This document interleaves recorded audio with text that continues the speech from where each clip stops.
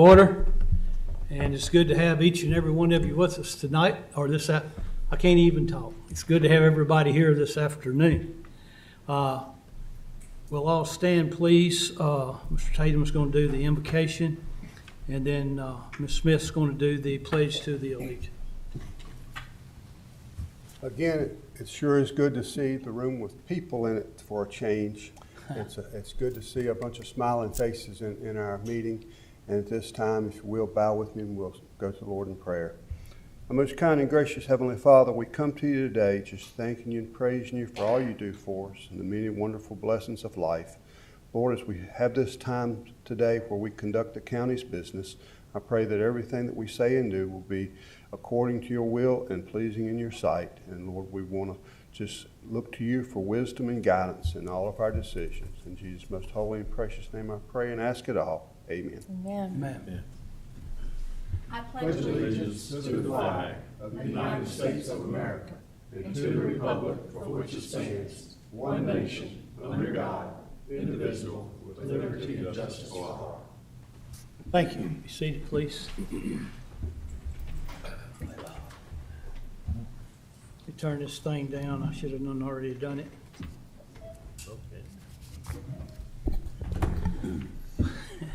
I'm not the only one doing that. I should have already done that, and I forgot to. It's good to have everybody here again today.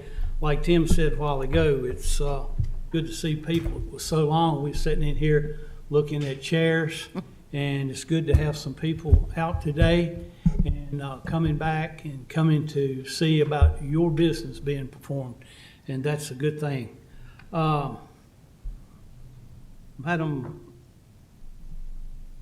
Madam Clerk, we don't have anybody signed up for public comment. We did, and they are not here. That is correct. Okay, thank you, ma'am.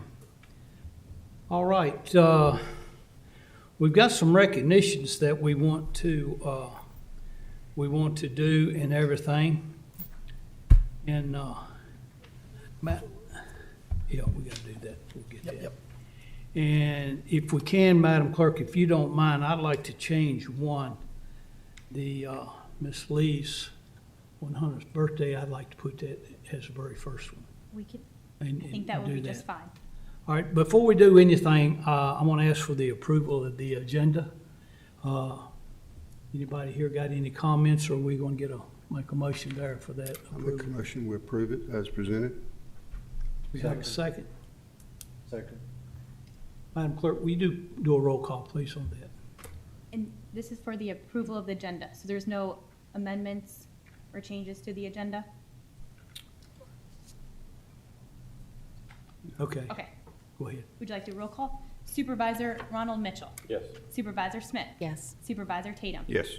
Supervisor Cundiff. Yes. Supervisor Carter. Yes. Supervisor Leland Mitchell. Yes. Chairman Thompson. Yes, Thank you. thank you. Folks, it's like I said, we've got several recognitions that we want to do. I'm going to ask Supervisor Leland Mitchell if he will go down front. We have a lady with us today that has reached a milestone that's, wow, I just can't imagine. We're talking about a while ago, 100 years old. And there are several of her family members. We're going to ask Miss Lee, if you can't come forward, ma'am, you just right where you're at, and Mr. Mitchell will come to you. But I will ask that at some point, if you will all stand together, because we want to take a picture, if we can, for our archives. Mr. Mitchell. Ms. Emily, it's such a privilege to honor you today from a neighbor and a friend of many years. So we're wishing you a happy birthday. Frank and the Board of Supervisors join me in sending best wishes to you. You're leading a remarkable life with many years and great accomplishments.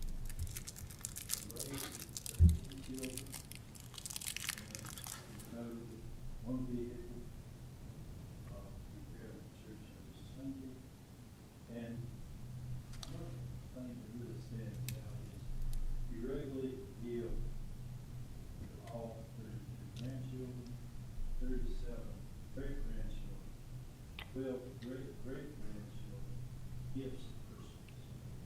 So this is an outstanding. And we've been able to watch the world change in a major other place by sharing your gifts, both in cooking and most important, love and help. And that's shown here today, different families supporting us. So Franklin County joins the family and friends and wishing you a wonderful celebration and a special day in honor of your mom. So we just thank you and we just praise that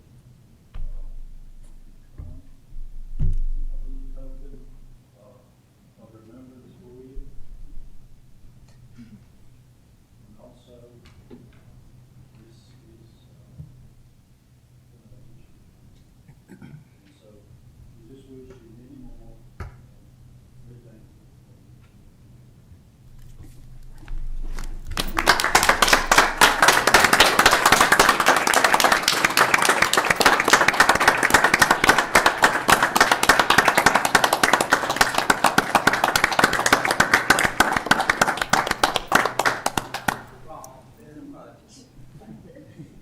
I'm gonna ask the family if they'll get over there with Miss Lee so we can take pictures. Her son's with her, some of her daughters, grandchildren. I think she told me it was 12, 13? 13. Mr. Chairman, I want to know what her secret is.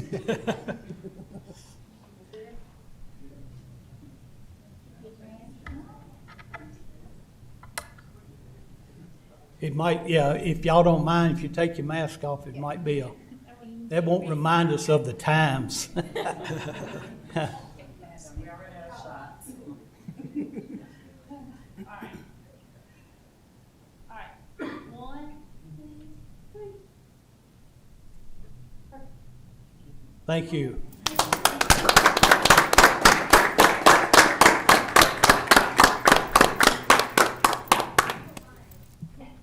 Can we do it all? All right. She's precious. Thank you.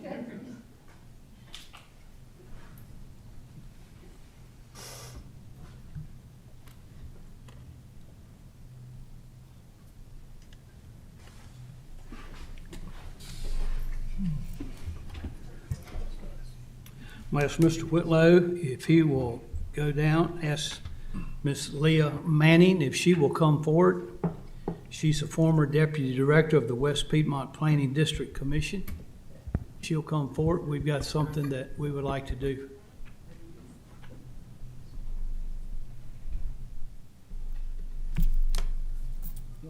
Mr. Chairman, members of the board, and members of the audience, it's good to be with you today, and it's good to be here with Leah Manning.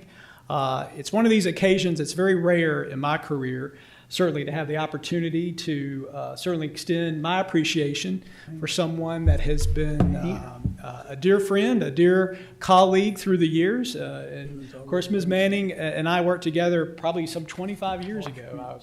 I guess we're dating ourselves now on many different projects. And of course, last fall, Ms. Manning retired as Deputy Director of the West Piedmont Planning District Commission, of which Franklin County, of course, is a part of. And so Leah has contributed much to Franklin County and Rocky Mount and Boones Mill and our localities in her tenure with West Piedmont. And so it's an honor for me to be here today, Leah, to actually read this on behalf of the Board of Supervisors for you. So if you'll bear with me, I'll read this here. It's a resolution of appreciation, whereas Leah Manning faithfully and with the highest level of professionalism served the West Piedmont Planning District Commission, including its local government member localities and other regional stakeholders, for 28 years. And whereas Leah Manning possessed complete knowledge and considerable experience in every facet of all programs and services offered by the West Piedmont Planning District Commission, as well as a great understanding of the many state and federal grants which she effectively leveraged in helping facilitate programs and assistance benefiting our region. And whereas Leah Manning, for many years, was the principal author of the annual Comprehensive Economic Development Strategy, better known as CEDS, for the region and was responsible for continued innovation and improvement in this critical regional economic development program. And whereas Leah Manning was instrumental in obtaining numerous grants on behalf of Franklin County to perform many economic development projects, including her most recent success in obtaining $4.7 million from the U.S. Economic Development Administration for the new Summit View Business Park Connector Road. Leah's success in obtaining grant funding has reduced the cost of many projects for taxpayers and thereby helped many families in Franklin County.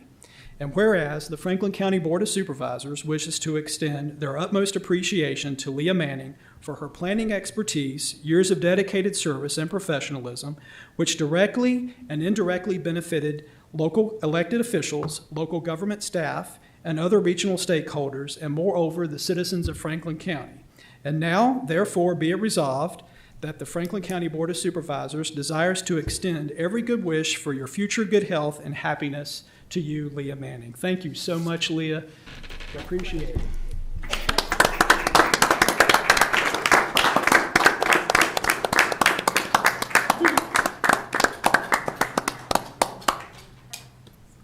And I think Lisa, real quick, wants to get. Okay. Sorry. Yes. I'm sorry. I thought I was prepared. Thank you.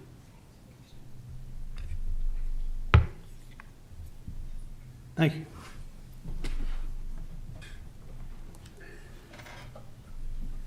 All right, I'm going to ask Mr. Tatum if he'll come down to the front. I'm going to ask for Mr. David Hoback, Executive Director of the West Piedmont Planning District Commission, if he'll come up, please.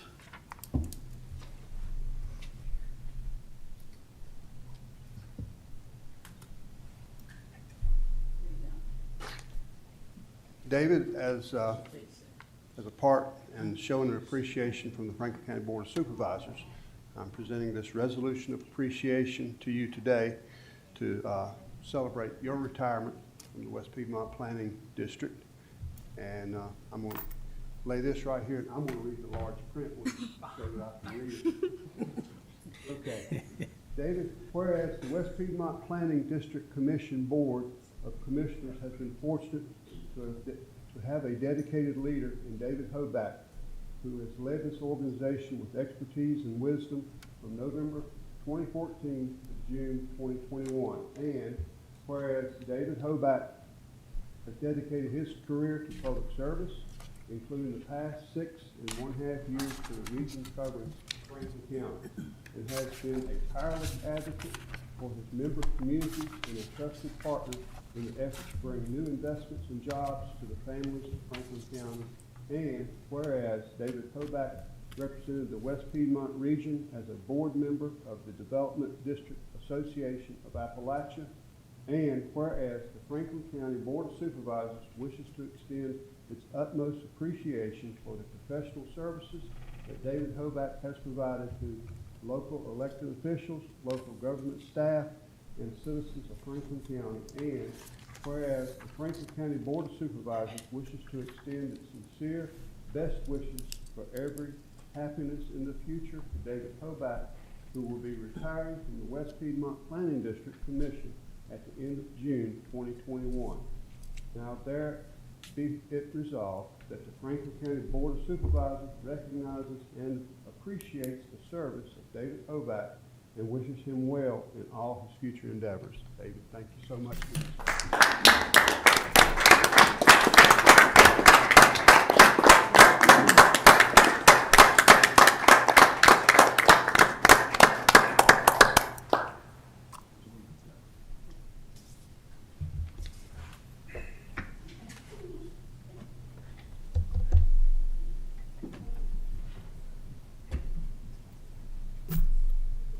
Thank y'all. Bye-bye. Thank you. Yes, sir. Thank you, thank you.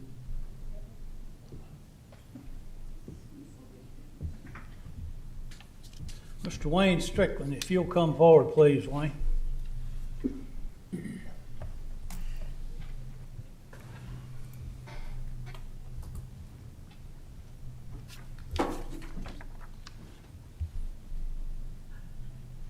I'm gonna do this one. Forward. on the board 5, 6 years. Good to see you. Our clerk, very efficient.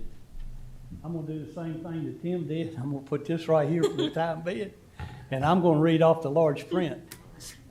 That's, I'm thankful to her for doing that. Honored the service and the career of Wayne G. Strickland on his retirement as the Executive Director of the Roanoke Valley Allegheny Regional Commission. Whereas on March 25th, 2021, Wayne G. Strickland announced his retirement as Executive Director of the Roanoke Valley Allegheny Regional Commission, effective June 30th, 2021, after 42 years of service to Franklin County and the region. And whereas Mr. Strickland earned a bachelor's degree and a master's degree in political science and geography from Georgia State University in 1972 and 1974, respectively. And in 1979, earned a Master of City Planning degree from the Georgia Institute of Technology. And whereas in 1979, Mr. Strickland joined the Regional Commission, then known as the 5th Planning District Commission, as a regional planner. And then whereas in 81, he was promoted to Chief of Land Use and Environmental Planning. And whereas in 1987, Mr. Strickland became Executive Director of the Regional Commission, and he served in that capacity for 34 years. And whereas many key regional incentives, such as the Greenway Commission, Western Virginia Water Authority, the Regional Comprehensive Economic Development Strategy, Partnership for a Livable Roanoke Valley, and the Roanoke Valley Broadband Authority, benefited from Mr. Strickland's support during his tenure, and having been supported by the Regional Commission in numerous ways since their inception.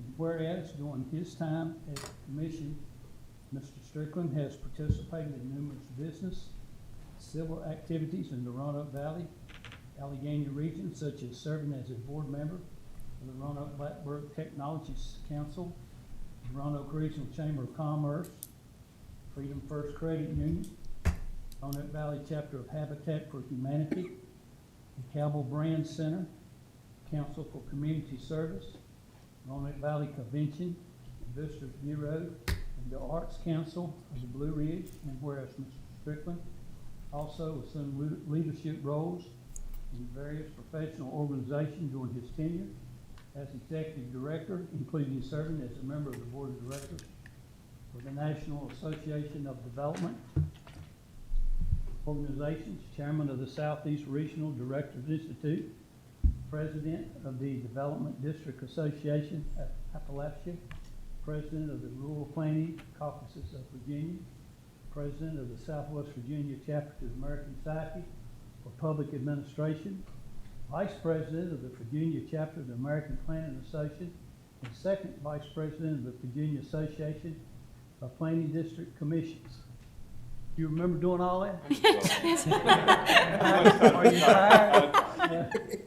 Therefore be it resolved that the board expresses its sincere appreciation to and honors the outstanding service and career of Wayne G. Strickland in his role as Executive Director of the Roanoke Valley Allegheny Regional Commission, and be it further resolved that the board extends its best wishes to Mr. Strickland for a happy retirement in all of his future endeavors. Thank you. Go rest, buddy.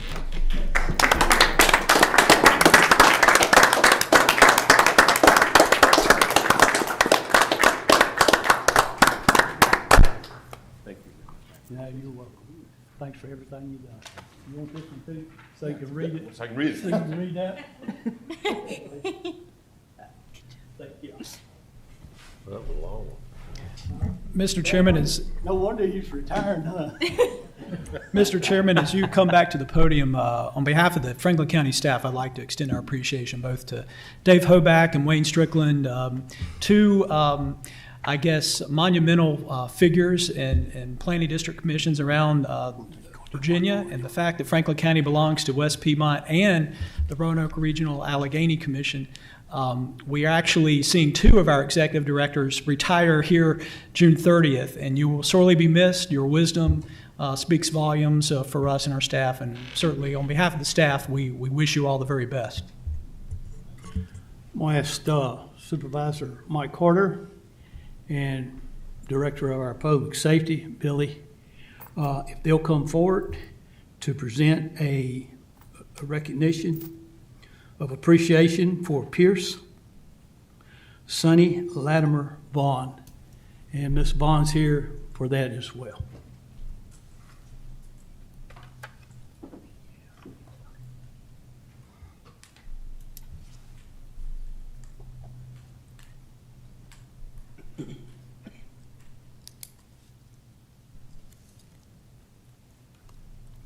Ms. Vaughn, on behalf of the Board of Supervisors, I want to thank you for coming by today. And I'll tell you, Sonny was a very close friend of mine, and I know Mr. Carter's also. I met Sonny in 1976, and I think the board can appreciate this. He came to my house selling tickets to buy 2 ambulances for Franklin County Rescue Squad. They were raising money.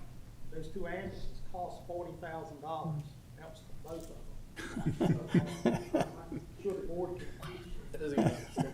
But I just want to have this resolution to read out to the group and present it to you today. And I do want to let you know that the morning of Sonny's passing, Mike texted me and let me know about it, and also suggested that we do something.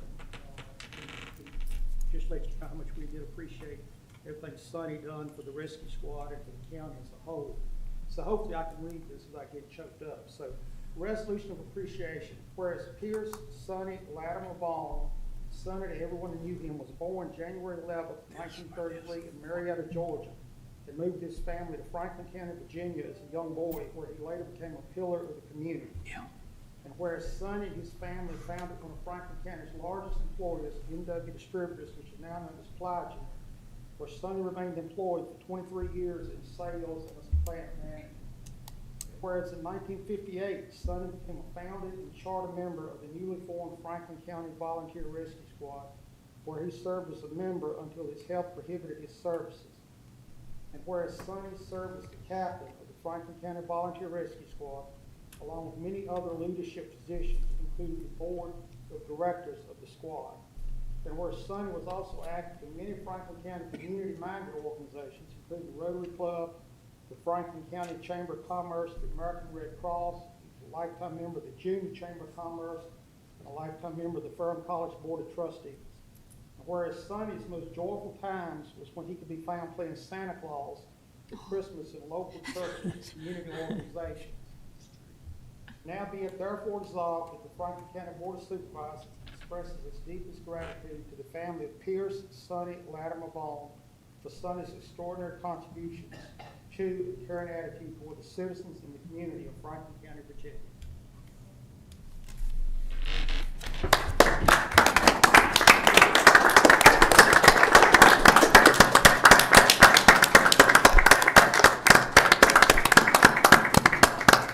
Told me that I could speak for 30 minutes.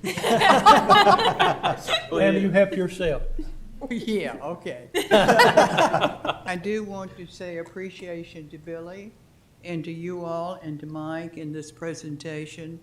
This county has meant a lot to Sonny, and the rescue squad in particular, which I could tell you some wild tales, because in the beginning, the children and I both, thank you, my son Lindsay and my daughter Deborah, and they are no longer, they live on the coast, so they couldn't get here, and they wish they could have.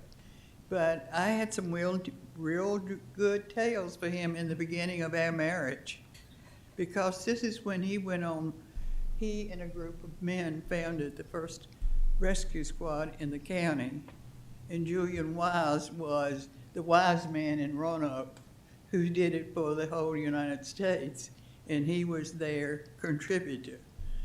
And so anyway, the first year that we were married, because he was on the rescue squad before I married him, I wish I had known, because the telephone number was Hudson. I remember on the day that I brought our young son home from the hospital, he left to go on a call. And the second thing was, we were just married, and we were here alone for Thanksgiving, and I never cooked a turkey. And I cooked a turkey, it wasn't very good, But he went on a call and he came home and I said, "Are you ready to eat?" He says, "No, I can't eat. It was a plane crash in Glade Hill." But anyway, I do appreciate what everyone has done, and he dearly loved this country and this county and the rescue squad. Thank you very much. Ma'am?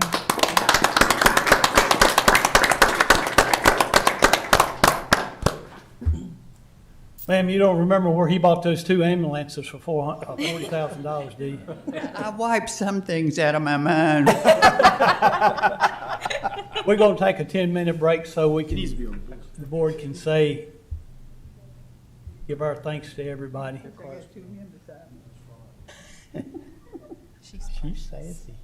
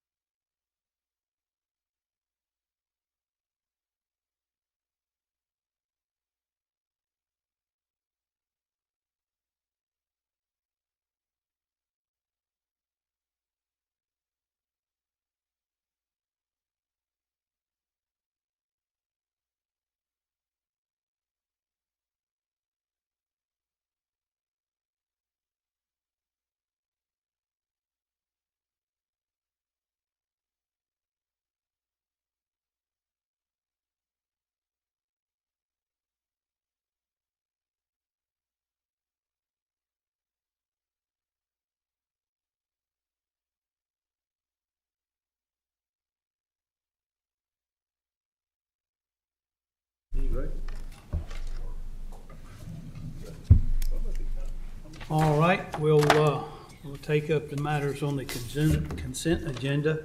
I'd like to remind the supervisors if they had any questions about the consent agenda, please contact staff prior to the board meeting to see if we can get some questions resolved. Anybody got any questions or comment, or what's your pleasure?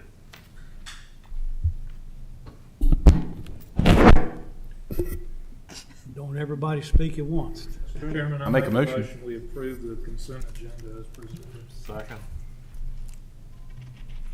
Second. We got us. Madam Clerk, will you call the roll, please? Yeah. Supervisor Smith, Yes. Supervisor Tatum, Yes. Supervisor Cundiff. Yes. Supervisor Carter. Yes. Supervisor Leland Mitchell, Yes. Supervisor Ronald Mitchell, Yes. Chairman Thompson. Yes. You sabotaged me again. Two Mr. meetings. Casella. Fine. Mr. Casella, it's your turn. DDOT resident. What kind of shapes are roads in? Are they still out there? Depends on which one you're looking at. I'd love to tell you they were all in perfect shape, Have you but been that's just mowing grass? not the fact. Good afternoon, Chairman Thompson, members of the board. We appreciate the opportunity to be here today. And I say we and me. Mr. Mitchell kindly pointed out, he said, you think you can do this by yourself? Because most of the time it's 2 or 3 of us here. But glad to be able to be back in person. And I'm going to do my best. I'll ask you at the end how I did. You here with all your friends? That's exactly right. Me, myself, and I. I'm going to start with the road report here, the maintenance activities for the previous 30 days. On Route 122, we've completed some milling and asphalt patching from the intersection of Route 636 Hardy Road to the intersection of Route 616 Scruggs. Cundiff, I'm ecstatic to report that Route 647 Cane Fork, we have completed not 1, but 2 pipe replacement projects. And Even that- though it's been a while, I've still got that on my to-do list. I think about 5 years. I appreciate it. I appreciate it. Thank Yeah, you. we I finally got appreciate it done.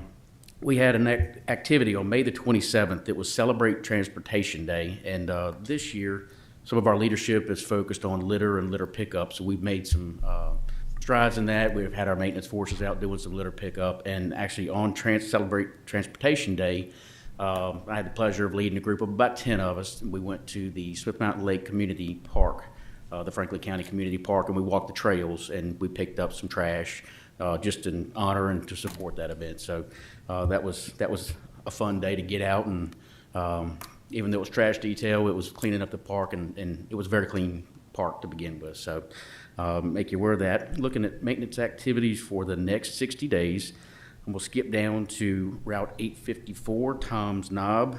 Then we have a pipe replacement tentatively scheduled for July. Route 723, Lucy Wade Road, we have a pipe replacement project scheduled for the end of June. I know Lucy Wade, we are looking to close that. I don't have the dates with me, but that will be closed while we do that pipe replacement project. We have a slope slide repair on frontage road FR 611 Cornell Road and Bernard Road right here in the town of Rocky Mount. We have a proposal that we've solicited from one of our vendors to be able to repair that slope. It's a pretty significant slide. So we're monitoring it until we can get the proposal in to do a permanent fix. Skip down to Route 116. We have a latex slurry seal project, which is actually complete. I can't speak to if the lanes, the center line marking and edge line markings have been put on yet, but that is complete from a latex slurry seal, as well as on Route 40. The latex seal was from Route 834 Brooks Mill to Route 819's Buck Scrape Road. Again, that might have to have the line markings on it as well. Over to page 2, second item, Route 691 Bombrook Road. That's our rural rustic project, and we'll be wrapping that up this week. In fact, they're putting hard surface on it. Began yesterday doing some grading, and over the next 2 days, we should get that complete, certainly by the end of the week. And then Route 919 Grassy Hill Road at 994 New Plant. We completed a slope excavation project right there to improve sight distance coming off of 994. Under land development permits, I'll just draw your attention to the next to the last item, 919 Grassy Hill. There's a water line installation from Route 697 Brick Church to 812 Jamestown Road, and there'll be flagging operations periodically. And finally, on the last page, First item, we have Route 220, the safety project. You may have noticed contractors out there did a paved shoulder from 635 Bonbrook Mill to Whispering Creek, basically to the town of Boones Mill, Boones Mill. And they did some shoulder widening, some guardrail improvements, and some rumble strips, and that project is now complete. Under traffic studies, Route 734, Carolina Springs Road and Hopkins Road. We reviewed the intersection for some safety improvements. Preliminarily, we're looking to take this center stop bar island out and do some restriping. So my traffic engineering section is coming up with a sketch, and we'll coordinate those efforts. Thank you. Last items here, I've got Route 122 at Hardy Road. You may have seen that the construction project for the roundabout began. And again, that contract substantial completion is this November, although we will see work continue into the spring of next year while they work to take out some of the existing road. And then lastly, I have Route 834 Brooks Mill Road. We have a safety project, which is going to include shoulder widening from the intersection of 670 Burnt Chimney Road to Route 616 Scruggs Road. We've received bids, and the project's been recommended for award. So we expect the contract to be executed in late June, and then work to begin tentatively mid-July. That concludes my board report, and I'll be glad to try to answer any questions you all may have. Yes. Up in Ferrum, we're putting a bridge replacement on Route 40 there just past Henry Road. And right now we're detouring everything around Dry Hill Road, and it's taking a lot of abuse with the extra traffic. Could we get some attention on Dry Hill just to see if we can? I know that when we get the bridge put in, it's probably going to need some major repairs done to it, but I get a lot of calls and complaints with just rough pavement, and if we could just get some attention up there, I'd appreciate it. Certainly, yeah, that's definitely on our radar. We've been monitoring it. I know we've had some trees down over the weekend for some storms and stuff too, so thank you. We'll keep an eye on that. Smith? Thank you. Brian, if I may, I just have a small question. With regard to the roundabout project at Hardy, are there state prescribed distances for quote-unquote work zone speed areas on either side of the project? I'm sure we have guidance on that. That's something out of our traffic engineering section when they review the project plans. Okay. We don't always drop speed limits when we have construction projects. They chose to do that in this case. I know it drops from down to 45 and then again down to 35 through that construction zone. Yeah, and I'm not concerned with the speed limit issue. I was curious about the extended, on the other side of the roundabout. It seems that the work zone is quite extended out for, some way. Along Hardy? No, on 122. 122. Yeah, so if somebody could just take a look at that, and it just seems like it goes on a long time past the project boundary. Sure, I'll make a note of that. Yeah, thank you. Mr. Cundy? Yes, sir. Mr. Tatum and I wondered about this Back Creek Bridge. Is this a retirement bridge? Keep working on it. Are they going to retire on this bridge? Certainly hope not. I mean, I ain't never seen nothing like it. I will just make a note that it is in a different county. And like I said, it I does drive impact us. trail through there every now and then, and you really got to watch your P's and Q's on southbound because Lord have mercy. But anyway, I just wondered about that, and also explain to me this latex slurry they're putting down. Is that a new type of deal we're going through? Is it cheaper? No, sir. Or? No, it's a latex slurry, which is just basically a slurry seal with the latex added into it. We'll use it on our high volume routes, so it's such as 116 and Route 40. It's essentially about a 3/8 of an inch thick sealer that goes over top, extends the pavement life, maybe 5 to 10 years potentially before we have to do any other surfacing on it. So you'll note that we'll do slurry seal in some of our lower volume secondaries and in subdivisions. It just doesn't have that latex component to it. The latex rides a little bit rougher, so you may note that compared to typical asphalt pavement, but it does. Is it more prone to slide on ice than a regular asphalt? No. Or wet road? No, sir. Is it better grip? I don't know that we've done any tests that would support that, but it is a rougher texture, so you might be able to draw that conclusion. But I'm not aware of any tests. Okay. Well, I appreciate it, sir. Thank you. I appreciate what all y'all do. Thank you. Thank you. Mr. Mitchell?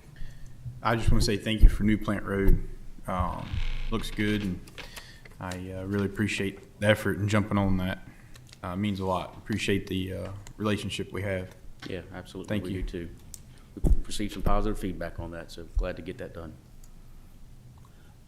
All right, thank you, sir. Appreciate it. Thank you. Thanks, Brian. Mr. Carter? Oh, come on, money.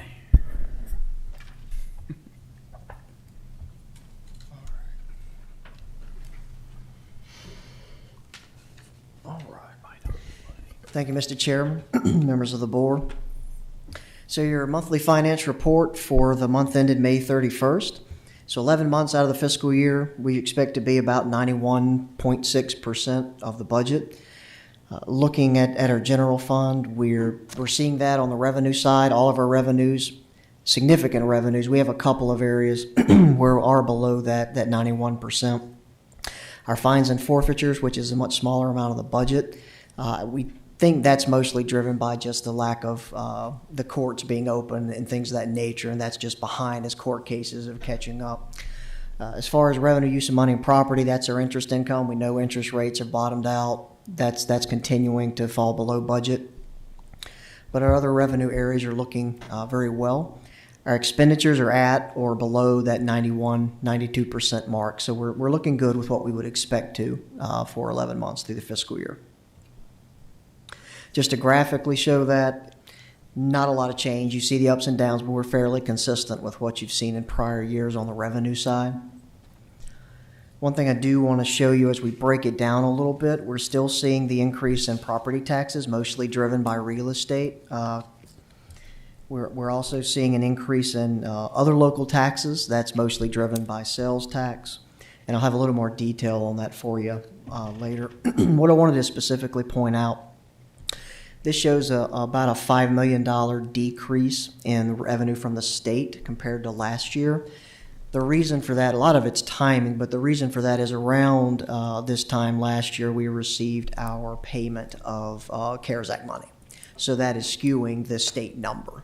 So we're actually okay and in line with where we would expect to be, well, from a state revenue standpoint. So to get a little more detail on some of the property and other taxes. So real estate, we're still seeing around a 6.2, 6.3% increase compared to last year, about $2.5 million. And so that's mostly a reassessment, a little bit of new construction growth that we're picking up. For personal property, we had a little bit better month. You can see we're at about $179,000 over last year at the same time last year, about 1.5%. So when you factor in the 5% decrease in the personal property rate, we're probably about what a normal growth rate would be for that. We typically want to see at least a 3% growth in that line. So local sales tax is continuing its increase. We were just over $900,000 year over year. It's about 18%. We are expecting that to continue. As you can see on the chart, we're way above where we have been in prior years. You're going to see, in my opinion, but probably what you'll see is a blip as the economy opens back up and everybody that's stir crazy goes out and buys stuff and kind of go and travels and does these things. So you'll probably see a blip in some sales, probably some meals, some occupancy for, I would say, the summer. So for meals tax, we actually saw a similar thing and an increase, a very significant increase compared to what we have been comparing month to month. You can see that red line there is the current year, so you can see how higher it is trending when you compare to the prior two fiscal years for the May period. So we're at just a little over 70,000, 6.6% increase over the prior year. So that's good. We anticipate that continuing as people get out. Summertime, you're going to see higher meals taxes anyway. Occupancy is still about the same. You'd see it's still trending higher. It's still trending up. We're at about 84,000 over last year, or 69.1%. And you can see the orange line on that trend, how much higher that has been. So we're still seeing that trend as people continue to utilize our vacationing. Probably our short-term rentals is going to be the biggest ticker in that line item. On the expenditure side, very similar. There's not a lot of fluctuation in expenses, as you can see graphically. When you look at the chart compared to functional areas, the public safety functional area driver is still the CARES Act money.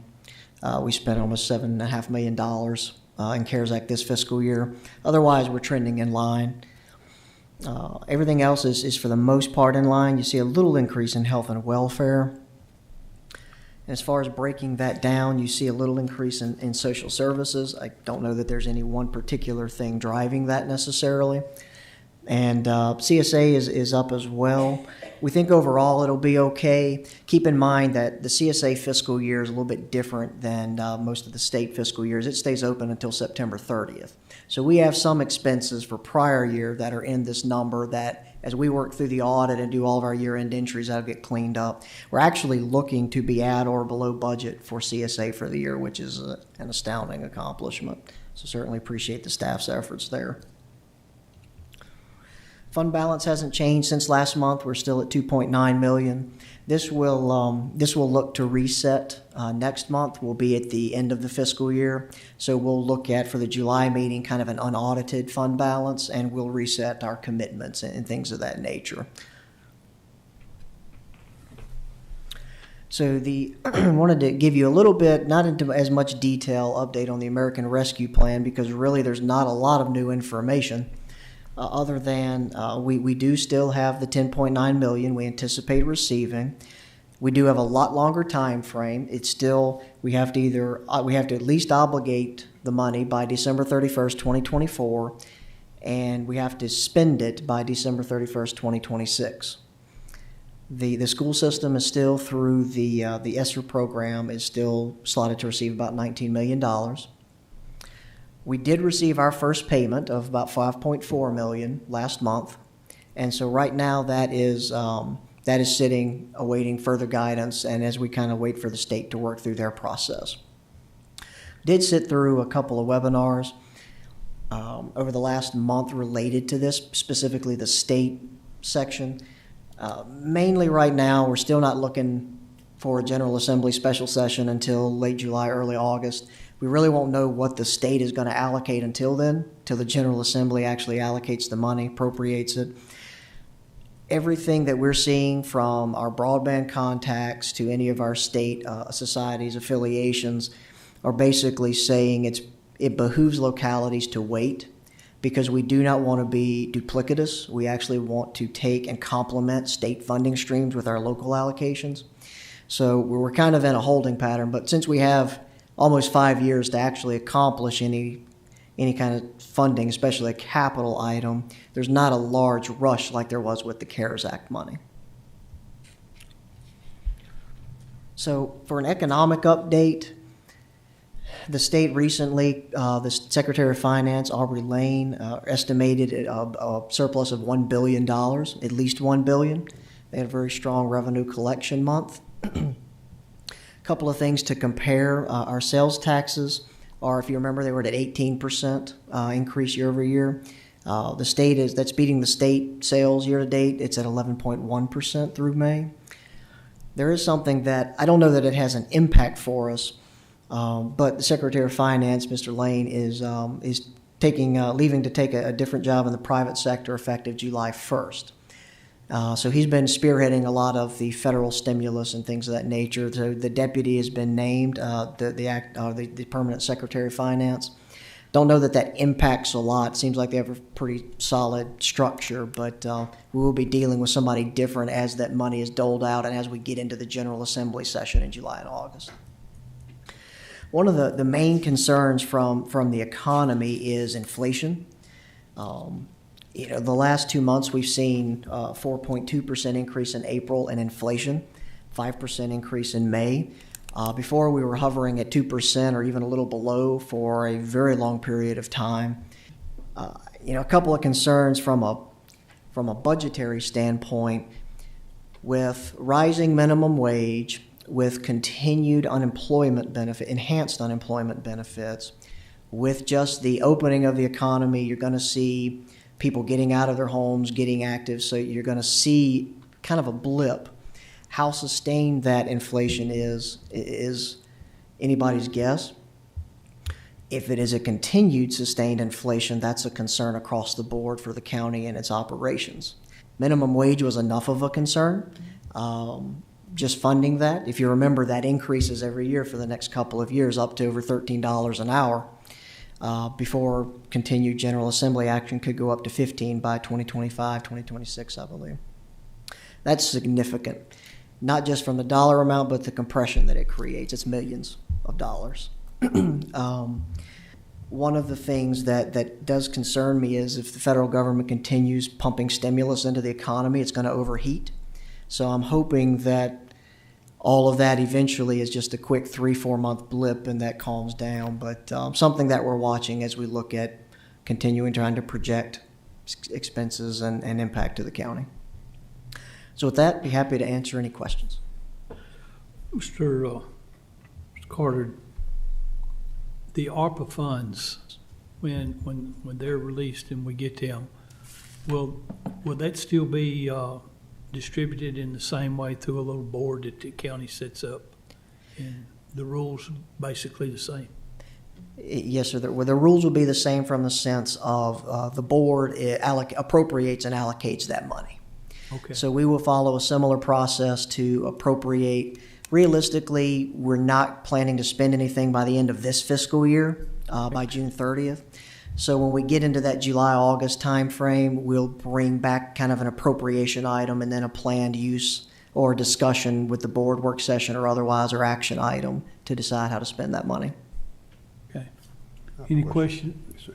Last month, Mr. Carter, I asked about the compression issue with the pay, and I asked for you to reach out to departments and start gathering some information. I know vacations and everything over the summer is kind of tough, but have you been able to reach out to any of the departments and start getting some ideas, doing some brainstorming so that hopefully, from gathering this information, you all can come to us and bring some solutions, some options that we may have to address this compression? Because like you said, as the minimum wage goes up, it's just going to make it worse. And if we don't jump on it hard, we're going to really get caught behind the 8 ball. Yes, from the sense of really for a total informed solution to that problem, we are leaning on heavily the compensation study. That was due back this past week, and so we actually have reached out to a committee of county departments. What we'll be working through over the next several weeks is to review those proposals that were received. Though the request for proposals asked to address compression, to address minimum wage, to look at market pay, and really to address compression in the long term, which is, well, let's not fix it now. If we can only give a 2% cost of living every year on average for 10 years, you still have compression. Yeah. And so hopefully through that process, the ultimate goal is this selection committee, which is made up of several departments, will review those proposals. We'll have an action item for the board really to award, hopefully by the August meeting. Great. And then that gives a few months for the ultimate successful awardee to work out a plan in time for the budget. Because in order to fix compression, it's going to take more money than we have in a contingency right now. We're going to have to probably incorporate that into an entire new fiscal year budget planning process. Okay. Yes, sir. Thank you. Yes, sir. Brian, thank you for all of your work, first of all. I would like to make sure that it's not lost about CSA and potential, dare we use the word that we're looking at a level funding, level budget with CSA. Great work. Staff has been amazing managing those costs and managing that program. So if you would please send my congratulations to everybody and my gratitude. I wanted to ask about the ESSER money with the schools. I know we've got Mr. Worley here, school board member. Mr. Mitchell and I continue to meet with him. For some reason, I am recalling that the number was not $19 million. I thought it was something like 14 or 17. I don't know if anybody recalls what that number is, but are you firm on the 19 in your mind? That was the latest estimate that I saw. It's probably been a month or two. That number Okay. could certainly have changed. Okay. I will go back and verify that number, yes. Okay, and as the occupancy, I mean, I know we're not dealing with big bucks there, but this kind of goes to my request some time ago about getting an update on host compliance in the short-term rentals, about how our first year has gone. My question relative to the occupancy tax is simply the increases that we're seeing there. Are we going to be able to separate actual results from host compliance, which would probably represent a more static number year to year versus just incidental bumps, in occupancy tax? Does that make sense? Yeah, depending on the reporting from host compliance, there's a way we could probably reconcile and pick the difference out of the system. Other than that, I don't know that that level of detail will exist in our current systems. Okay. And like I said, it's not a big, it's not a lot of money in the grand scheme of things. Right. But I'm just interested in how we're trending, because that service needs to pay for itself. Yes, and I Right. remember that was a board directive on that, and so as we're kind of nearing our 1 year, I know that's something that we'll be looking at. Great, Yes, ma'am. great. Thank you, Mr. Chairman. Mr. Mitchell? Thank you, Brian. Mr. Chairman, leftover funds. I know you get tired of me asking you this. What are you projecting right now? For the end of the fiscal year? Yep. Looking at a lot of moving parts. We still have a lot to go in June. And we're probably looking at a surplus of 2 million, I would say, comfortably, 2 million in local money. All right, so you mentioned the word guidance with the ARPA funds. I've said it last couple meetings. I would encourage this board to look at spending as much as we can on the infrastructure and internet specifically moving forward. We see the maps that Mr. Sandy present. We still have a lot of gaps in internet coverage, and I like for us to start getting serious, having some serious discussions on how we can spend this money towards internet infrastructure, since that is allowed as one of the expenditures. And with projected $2 million in surplus funds, I would like this board to remember the canneries. We still haven't put any money towards doing the upgrades at these canneries. I know Mr. Tatum is going to support me fully on that. We really need about $100,000 where we can put 50 towards each one to do some really necessary upgrades before someone loses their life with one of those pressure cookers. I think it's really important, and I would like to see that. So that's my guidance moving forward for the next meeting. Mr. Chairman, when everybody finishes, I just want to make one Go ahead, final Ms. Smith. comment. I just wanted to acknowledge, with regard to the ESSER money, that the schools so graciously have invited me, and I've been participating in a work group where they're doing stakeholder groups on feedback as to how to spend that money. And I've been working with Focus in Special Education, and I just want to publicly thank the school division and the school board for allowing me that opportunity. I think it's a great idea to involve our citizens in that process, and it's just an honor to serve, so thank you. Gentlemen, anyone else? Thank you, sir. Sir, thank you. We'll take about a 5-minute break here and get ready for the next session. Thank you.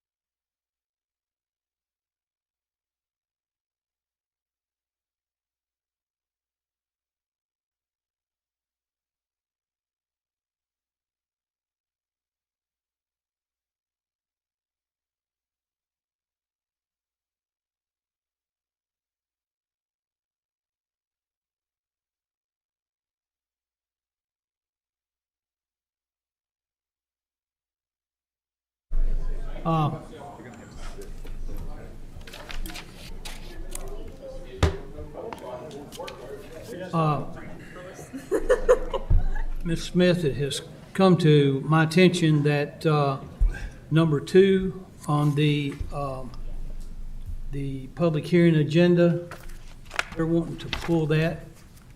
We need to, we're not going to, and they're wanting to pull it off completely, not put it back on for another day. They just wanting to withdraw it completely. We're going to need a motion for that, please.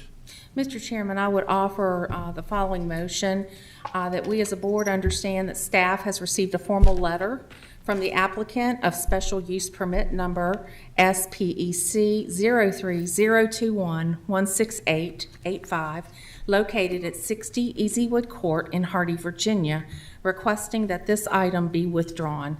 Therefore, I am requesting this item be removed from today's agenda for action. Second. All in favor by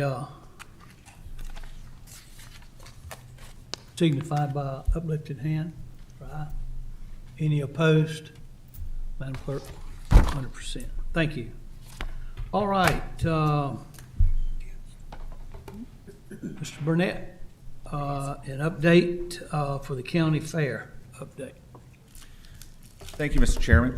So Ms. Beth Sims and I are here to pretty much bring this issue back to the board for your direction. At the May meeting, it was the consensus of the board that you wanted us to go back and look at options for what we could do for some kind of fair or fair type event coming up in the fall. As you know, in the February-March timeframe, fair for 2021 was canceled due to the COVID restrictions that we had and the large amount of money that you have to put up early in the process that we did not want to have to put up in case that we did not have the fair. So as we've gone back, as the vaccines have come out and people are getting vaccinated and the restrictions are being lifted, there is an opportunity per the board's direction to hold an event this fall. What we've looked at, we've provided you with a couple of options. There are certainly many others that are not in this document that we can look at. But really the two that we've picked out for here is to either continue to hold off on doing the fair for 2021 and use those funds that you have budgeted for the future fiscal year to enhance the 2022 fair, or to hold an abbreviated agricultural fair in September on the normal fair week. This would be an option to do the fair on Friday and Saturday rather than Wednesday, Thursday, Friday, and Saturday during the normal fair week, along with the midways, some concessions, competitive exhibits through the extension office, and some other attractions as we can put those together. In your packet, you have a pretty lengthy discussion on some of those options, what we may be looking at. Again, as we put in the document, please do know that those are very loose budget numbers at this point until we can actually go back. If the board decides that you do want to move forward with a fair event this year, we would need to firm all of these things up, get final numbers. We've looked at kind of historic numbers from the 2019 fair, the 2018 fair, to give some estimates on what some of this could cost. So right now you have about $55,000 in the budget for 21-22 to go towards the fair. We've put in some estimated numbers that gets us relatively close to being able to cover the rest of the expenses with gate revenues as well as sponsorships. One big caveat we want to make sure that the board understands is this is just like every other year, but now if we're talking about just a couple of days, if we have rain and it rains out the event, but not enough that we're going to get rain insurance, then that $50,000 or so of gate fees that we normally expect for those 2 days would not necessarily be there, so we'd be looking at additional county funding. So Just want to make sure that that was clear, and Beth and I are here to answer any questions the board might have, and just look for whatever direction the board would like to take. I don't, go ahead, Mr. Mitchell. No, you go ahead, bud. I don't really have any questions. I do like option B, the modified version, that there is something done. That's what I'm hearing from the folks in the community. As a matter of fact, we have some people from the community here that's ready to take the ball and go with it right now. So I think everybody's tired of sitting at the house and playing checkers, and they're wanting to get out and do things. So that's how I feel about that. And the rest of the members, how do y'all feel? Mr. Mitchell? I see the date September 15th, 18th is what y'all are proposing. Is that Yep, correct? so that's our standard, normal fair week each year. And so what we'd be looking at, it would be the 17th and 18th. Right, so total cost would, The Midway was only available that weekend or Halloween weekend, and we decided Halloween weekend was probably not the best. okay. So Mr. Carter just told us we should have some leftover funds, so I say let's do it, biggest option we can, and let's go for it. We owe it to citizens to do it, let's do it. Mr. Cundy? Yes, I particularly like Plan B myself. I know it was good at checkers, so I'm getting tired of being beat. I would like to get out, and this will be a 2-day event? That's what we're looking at, Mr. Cundiff. We're trying to take into account to be able to do as much as we possibly can, per the board direction. We're trying to compress about 10 to 12 months worth of planning and work and everything else into about 60 days or so, 90 days. So it's going to be tough for us to do even close to what we normally do, but we will as a staff pull together, do the very best we can. Well, I think people of Franklin County enjoy it. They look forward to it. I've had several questions about it, and once I told them I thought it was canceled, they was pretty well upset about it. So I think if it's any way possible, and I know it's going to be a big push for you all to try to get it accomplished, but y'all pretty good miracle workers, if you know what I mean. And I got all high expectations for you. Thank you, But sir. no, I do think, I appreciate what y'all do, the work you put into it, and I know the people of Franklin County do too. So I go for Plan B. Anyone? Mike? Mr. Chairman, I also support option B if it's not going to be a financial burden. We're an agricultural community, and I think it's important for us to have an ag fair if we can pull it off, so. Thank you. Anyone else? Let's vote. All right, we need to do a vote on this. If I can have a motion. I'll make it. You ready? Yes, sir. I make a motion to authorize county staff to enact option B, right? Yes, sir. Regarding the Franklin County Agricultural Fair for 2021 as outlined in this summary. Do we have a second? Second. All in favor signify by yes. Yes. Yes. Any opposed, same sign. 100%. Thank you all. Thank you. Any help in getting volunteers will be greatly appreciated. There's a lady sitting right there behind you Green shirt? in the green shirt. She's ready to go today. Okay, thank you. She's a dynamo. She will get it done yesterday. You talk to Reba there and she'll get it going for you today. Okay, thank you. Uh-huh. Mr. Chairman, just a little side note. I think it's going to be really important that, and staff knows this, about managing expectations, trying to, compress an event that takes 6 to 8 months to plan so that we can just manage expectations so that the citizens know we're doing our level best to do a quality event for the county. It might not look the same as past years, but I think, and I have every expectation that the citizens will be very appreciative.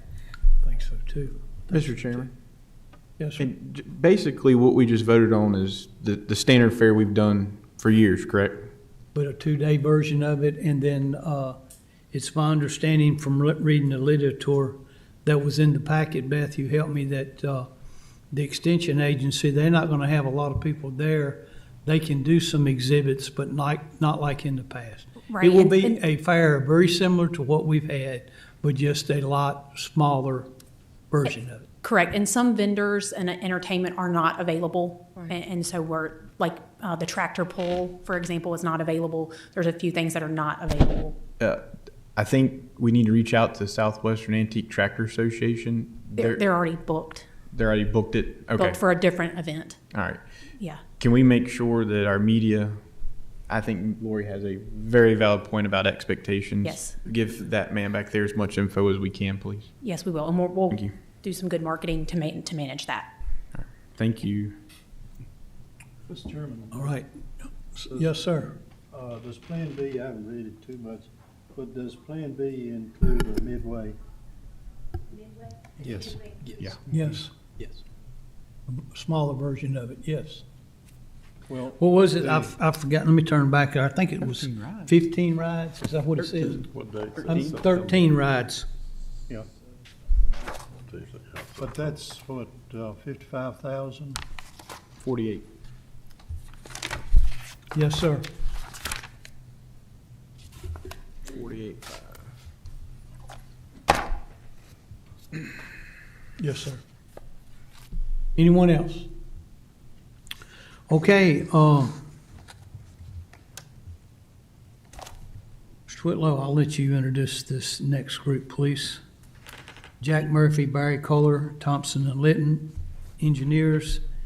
Mike Thurman's going to be the capital projects manager on this. If you gentlemen will come forward. Mr. Whitlow, you got anything to say? Thank you, Mr. Chairman. As Mr. Murphy, Mr. Collier, and Mr. Thurman come forward, this is to follow up to the work of the Glade Hill Volunteer Fire EMS Station Project Committee, of which Mr. Tim Tatum, Mr. Tommy Cundiff of our board, of course, has participated, and of course, Assistant Chief at Glade Hill Volunteer Fire Department, Mike Smith, among others. This is the work to date of completing some of the final drawings for the project.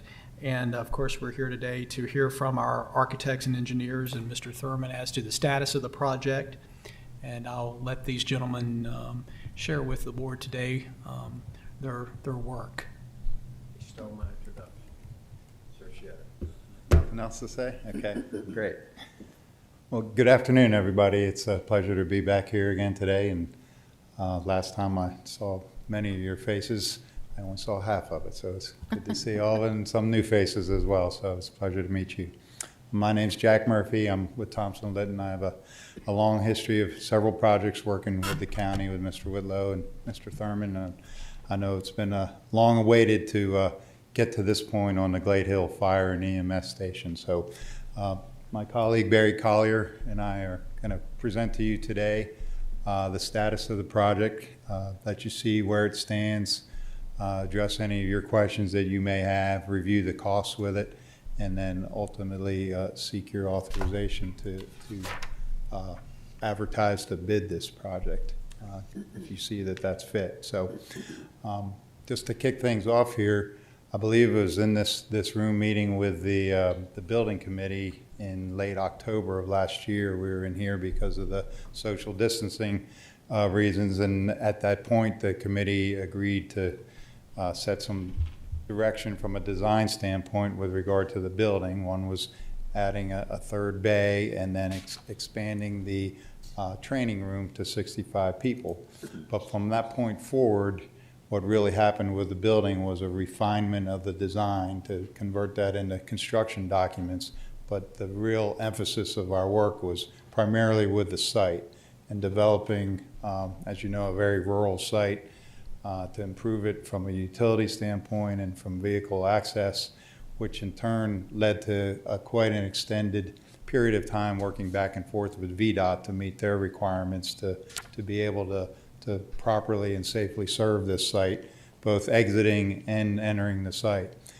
And that's really about as much background as I can give you. I mean, we've gone through quite a bit of design and incorporating the county's needs and the building committee's direction, but really the last few months have been ironing out the site issues and getting a site plan that would meet the approval VDOT, as well as the county's review from a stormwater management standpoint. So I'm going to turn things over to Barry, who's worked on this project on a day-to-day basis with the building committee and with all of our designers, and let them give you an update as a whole where the project stands, and work our way through the building and finish up with where we see things from a cost standpoint.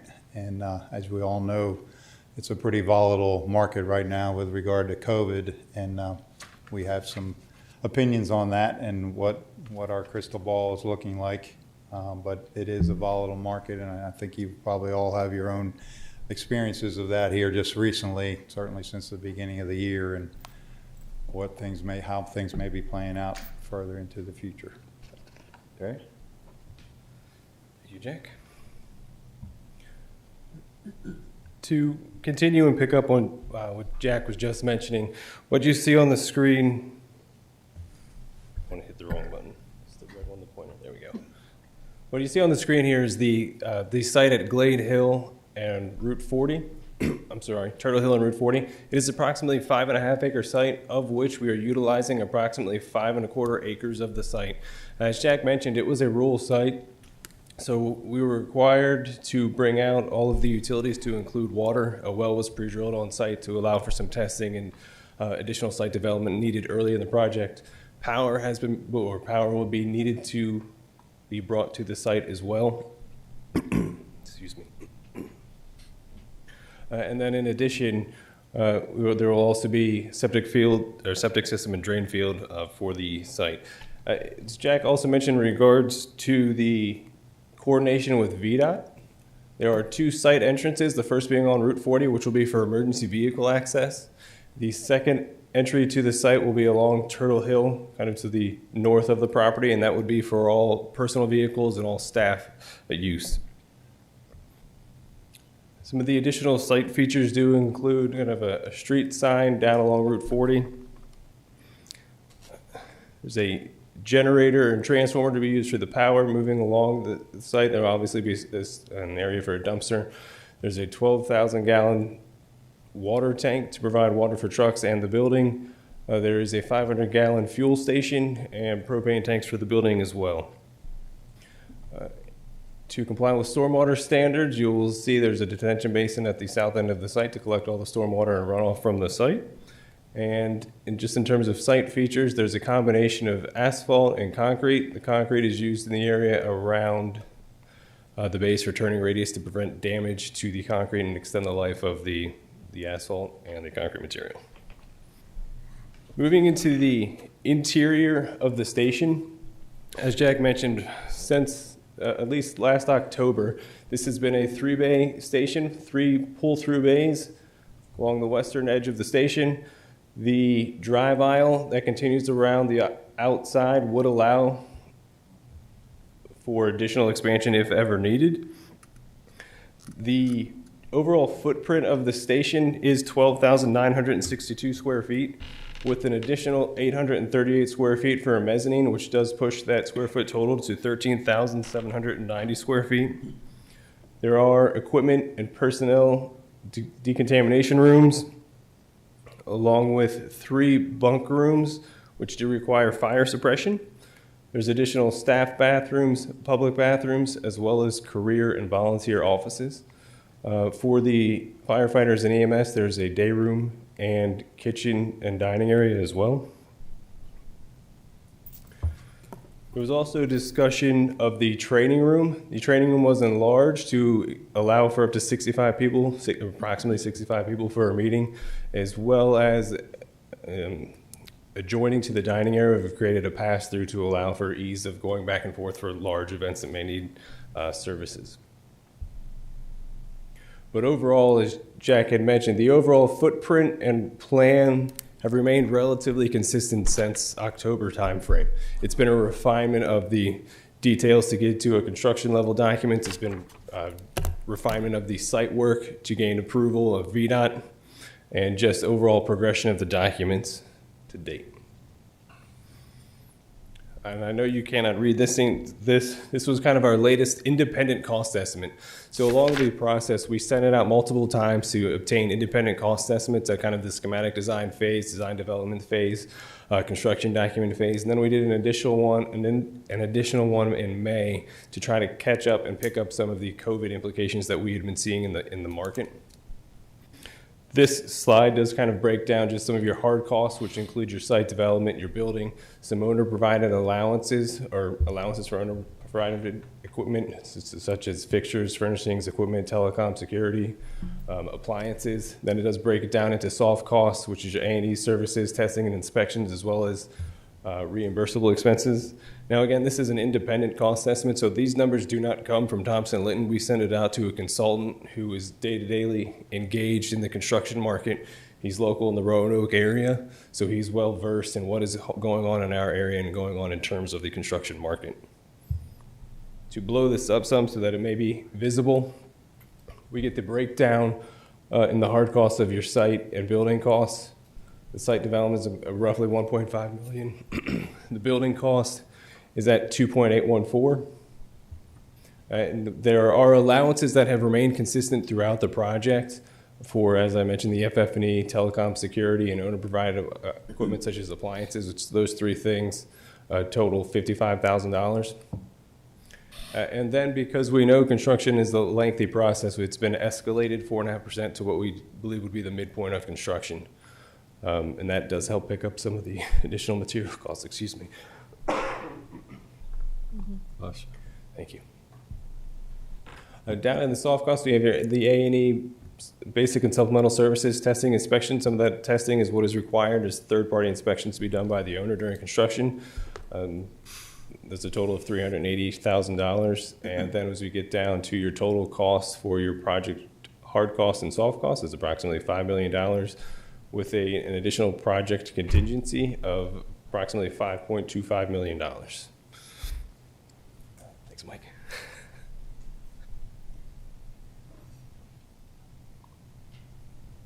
And then the final slide that I have actually just shows some of the elevations of the station and what it is. It is a brick and metal panel building with a standing seam roof. There are a couple of flagpoles outside, out front, the front of the building, and some signage indicating whose station it is. But at this time, we'd be happy to open it up for any questions. Oh, of course. One thing too there, just to keep in mind that the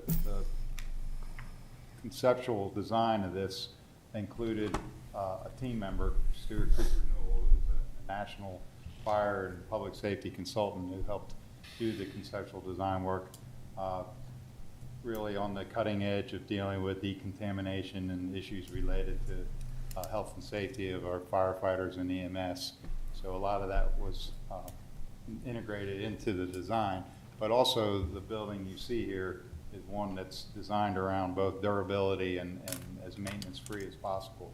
So that from the onset, we understood from the guidelines that were set forth by the county, this could be potentially a prototype facility. A lot of work was done to uncover many of these issues to address both EMS and firefighters in the same facility. But it's designed to be a 50 to 75 year building for the county. So, and in order to do that, it gets back to the durability of the materials and the low maintenance aspect of maintaining a facility like this. I got a question. This water tank, the 1,200 gallon tank, is it going to be filled with a cistern from off of that or the well that was dug? It is designed to be filled by the well. There may be some piers or may be helpful to, like in the initial filling, to maybe supplement with water, but it is designed to be filled with the well or refilled by the well. What kind of well is it there? How many gallons did we get? It's 15 to 16 gallons per minute is the flow. Okay, thank you. Anybody got any, Ronnie? So I see this $5,256,000. The exhaust system that is required for stations to have living quarters in it, that's not included in that price, correct? $82,500? No, that exhaust system is separate from the living quarters. What's shown there It's the source capture. that's the source capture within the truck bay area. It's an additional feature. There's other ways to address that. It's not that it's required. It's essentially an upgrade within that. It doesn't impact whether or not that we have sleeping quarters. The big issue with the sleeping quarters is related to the building code with regard to sprinkler and separation of that space. That's a separate item. Every paid fire station I've ever been in has had a Niederman system. That's not required? Is that what you're saying? I'm sorry, what kind The of? Niederman system. It's the system that captures the exhaust from the trucks. No, sir, not required. And then, There are exhaust systems within the base system, but they're not the type that we're speaking to there as a potential additive alternate. This here is something that connects directly to the tailpipes. right, the Niederman system. Yeah. There's several brands. Mineral aggregate surface at truck base. Is the parking lot gravel? No, it's paid parking. It's paid parking lot. So what is the option of the 11,000 at truck base? Mineral aggregate. Can you explain that to me? I don't know what that means. It's an epoxy style finish, something that you've probably seen maybe in car showrooms, that sort of thing. It has a slip resistance to it. It's resistant to all sorts of chemicals and so forth. Right now we have a polished concrete floor that will serve perfectly well. This is shown as an additive alternate because it would be an upgrade and presumably easier to maintain. Okay. Thank you. That raises another question with me there that Mr. Mitchell just brought up. I saw here where you do have some bunk rooms, and you've done an estimated cost here, total estimated project cost of $5.2 million. And now there's potentially some other equipment that may need to be bought, like the Niederman system. It's not required, so that's not. How about the ventilation system for the bunk rooms? It's in there. The design and the costs that are presented here today is for a complete code compliant facility. Okay, so that's everything. Everything's in there. Okay. And it does include a contingency as well. Over and above that, you see the one line item there that we are maintaining, I believe, 5% contingency on top of what we're estimating, mostly due to the just the erratic construction market that we're in right now.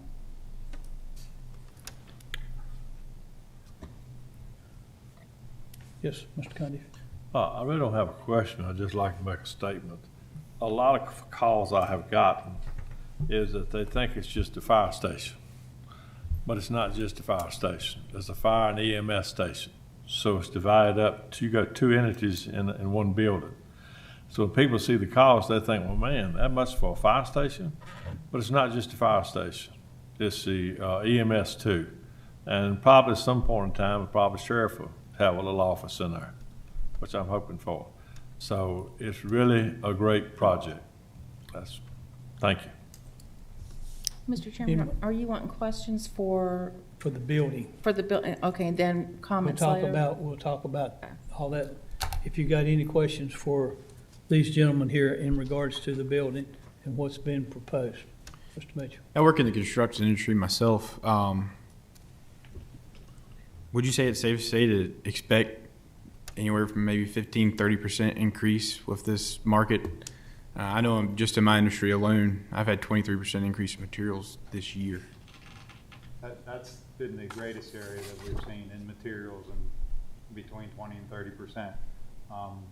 At any given time, we have a number of construction projects going on. The biggest issue that we've been faced with so far is delays in the supply chain of materials. You've all seen things like in the car market right now, all because of waiting on chips, that sort of thing, and what that's done from a supply and demand standpoint.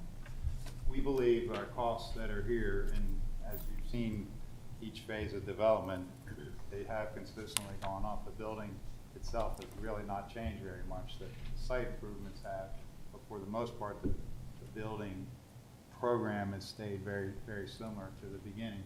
And we believe these costs are reflected or indicate to reflect the current market and that there's contingencies in there. Certainly our hope and desire will be less than this on bid day, but as has been stated by many, there's a lot of factors on bid day, not the least of which is availability of contractors and materials, and until we actually bid it, I don't know if anyone's crystal ball is really clear enough to say with any real exactness where things will fall. I'll be shocked if it comes in under what you have on the sheet of paper right here. Absolutely shocked. Yep. Anybody else got any questions to these gentlemen in regards to the building and what they have proposed? Thank y'all. Thank you all for your presentation, and I appreciate it. Thank you.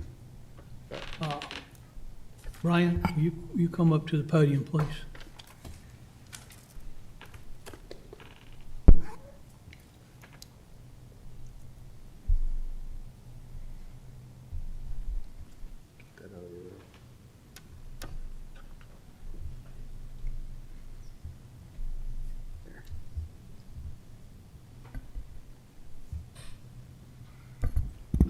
Yes, sir, Mr. Chairman.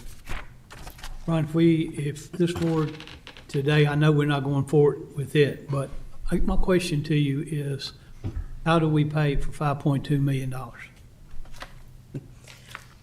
Well, we have, I think, about 1.9 million set aside in borrowed funds that were previously there. We have about another 1.9 million in a capital reserve that has been accumulated over the years. If we depleted that, that would get us most of the way there. Assuming all funds, if we get into the 5.2, 5.3 million range, now keep in mind, we've already paid some of that number because that's including the services of Thompson and Litton. So realistically, we're probably looking at new money, 4.9, I'll say. So that being said, we would still be short of all of our current allocated pots of money that we could repurpose of about $400,000 or $500,000. It looks like based on the estimate here. Could of course change once we get actual bids. The $400,000 or $500,000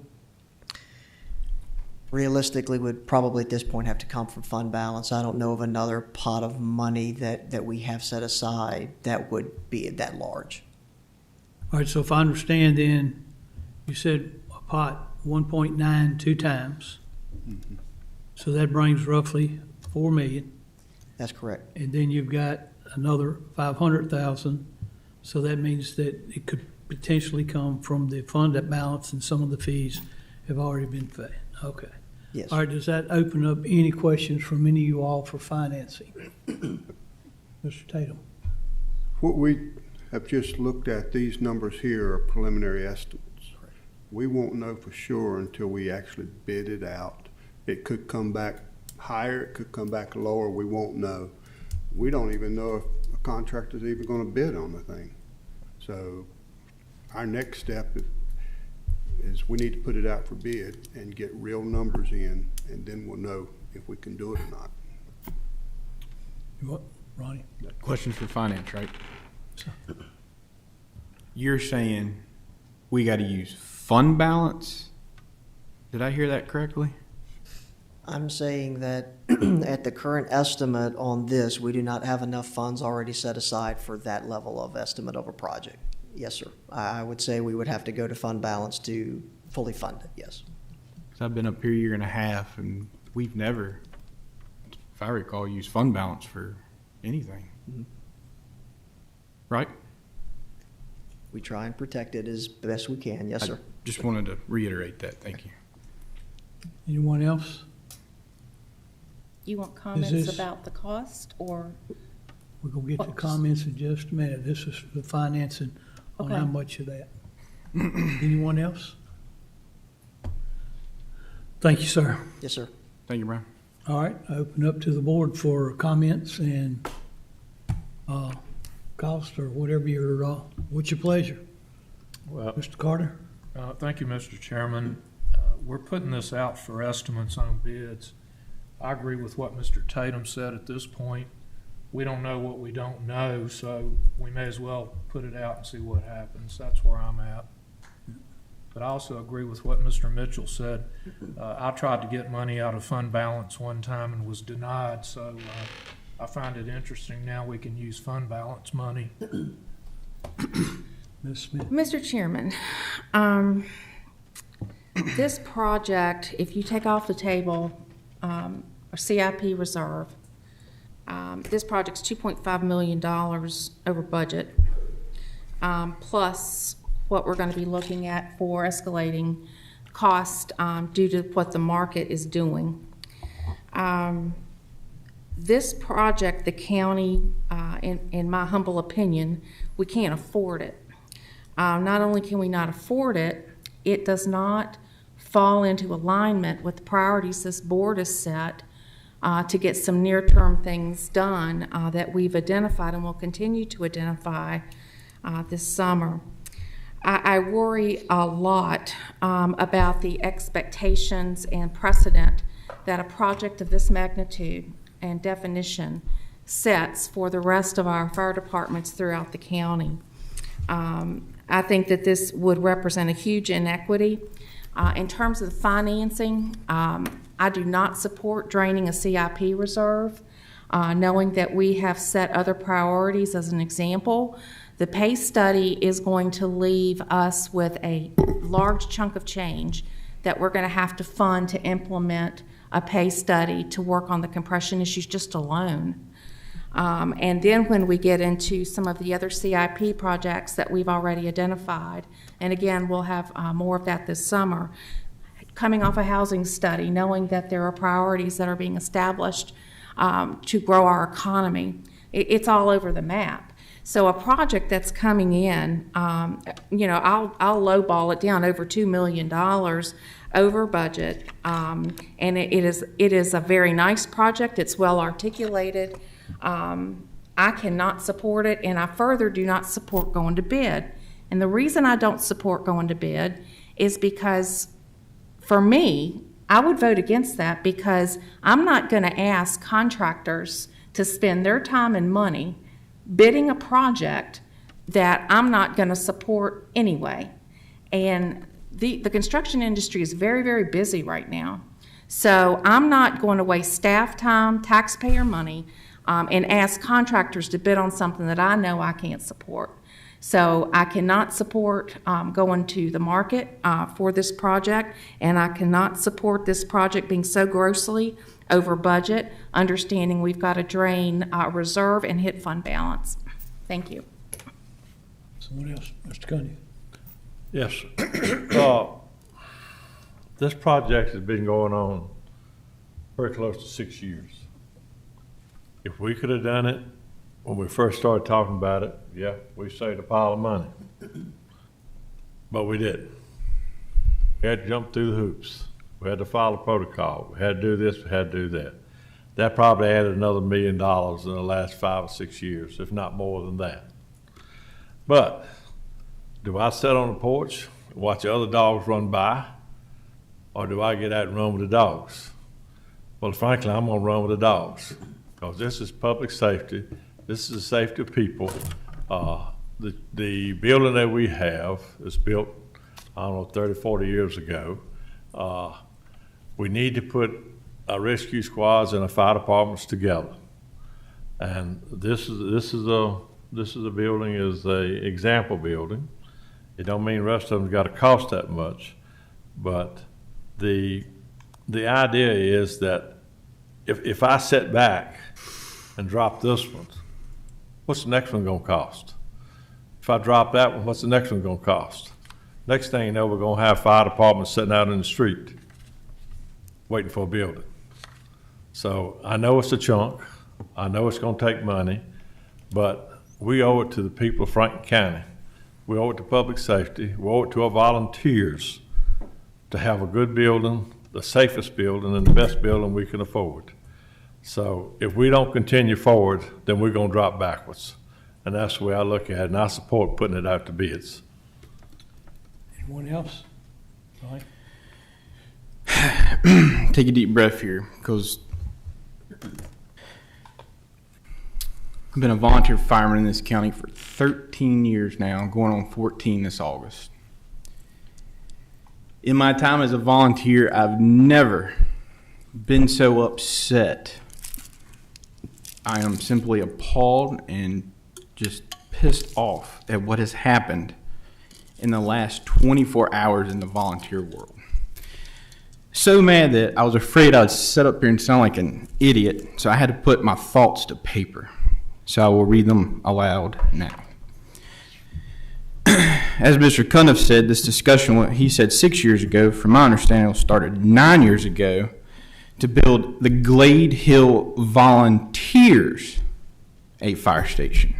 And for those of you who have never been to the Glade Hill Volunteer Fire Station, we should be ashamed of ourselves with the station they have. They have a long closet for a meeting room. Last night at the Glade Hill Volunteer Fire Department meeting, this Board of Supervisors and county staff managed to divide one of the strongest volunteer fire departments this county has ever had.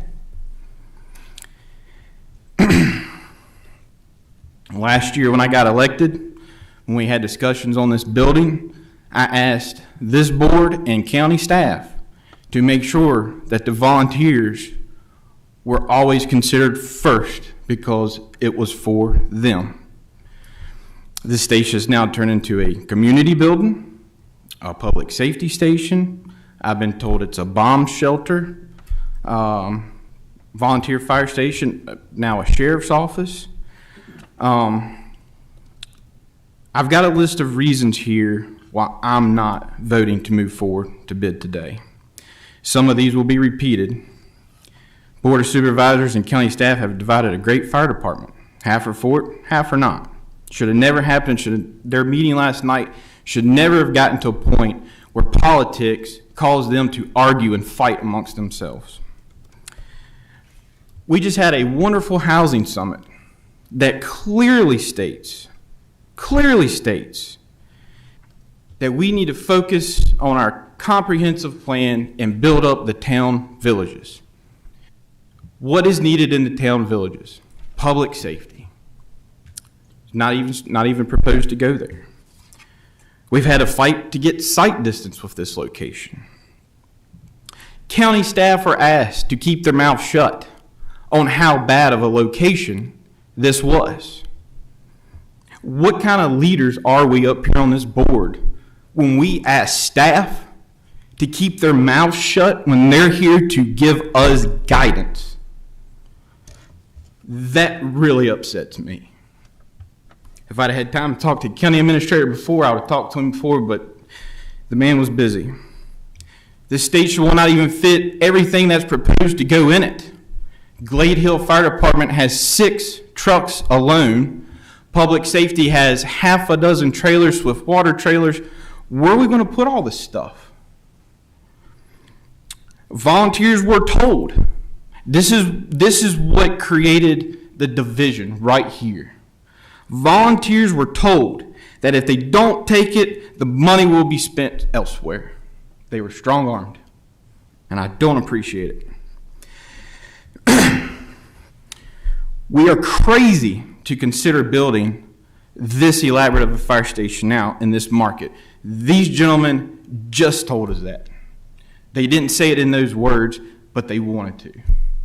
It is absolutely crazy out there. Inflation is out of control. We want to make this station a station where citizens in the community can come when there's a natural disaster. You don't bring the disasters to the fire stations. The fire stations have to be able to operate to handle the disasters. My biggest point I want to drive home, other than it just simply costs too much. Combination fire EMS stations where you have paid and volunteers, they don't work. And if you don't believe me, look at Roanoke County. You cannot put paid with volunteers. Roanoke County has only been paid for the last 30, 40 years. Does anybody know how many years they've actually been paid? They used to be 100% volunteers. I don't want to be remembered as a board member that started the beginning to the end. And what I mean by that, if we start now, we're going to eliminate every volunteer firefighter in this county. Roanoke County is a perfect example. If you don't believe me, you don't want to listen to me, go ask any Roanoke County firefighter that used to be a volunteer. There's 2 stations, Station 9, Station 3, that still has avid volunteers running. I don't want to be remembered as the Board of Supervisors that started the biggest tax increase this county has ever had. It'll take 200 firefighters, 30 fire trucks, 10 fire stations. That's the same size as Roanoke City. Anybody want to take a guess at just operating budget for that size of a fire department? $20–30 million. And I might be lowballing that. Should have never gotten to this point.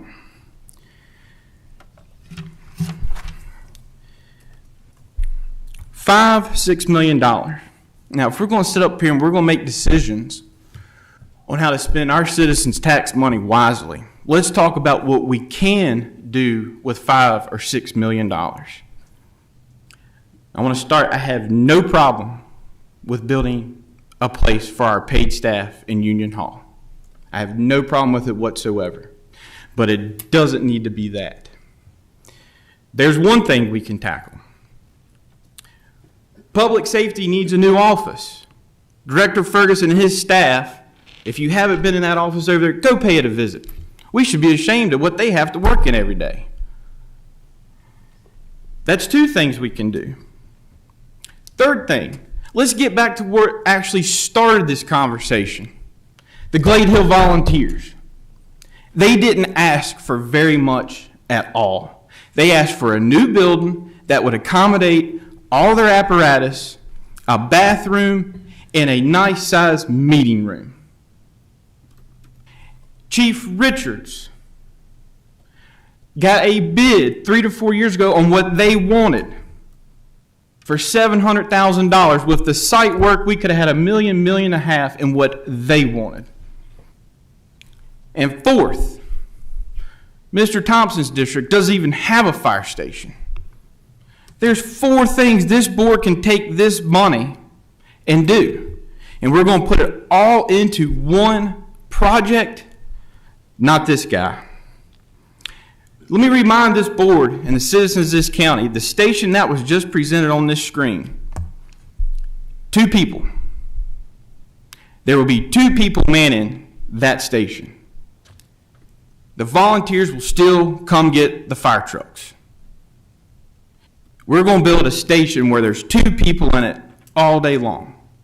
2 people.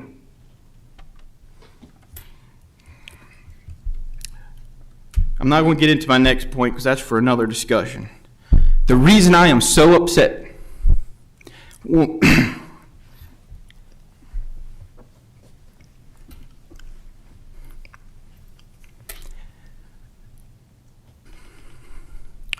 one of my best friends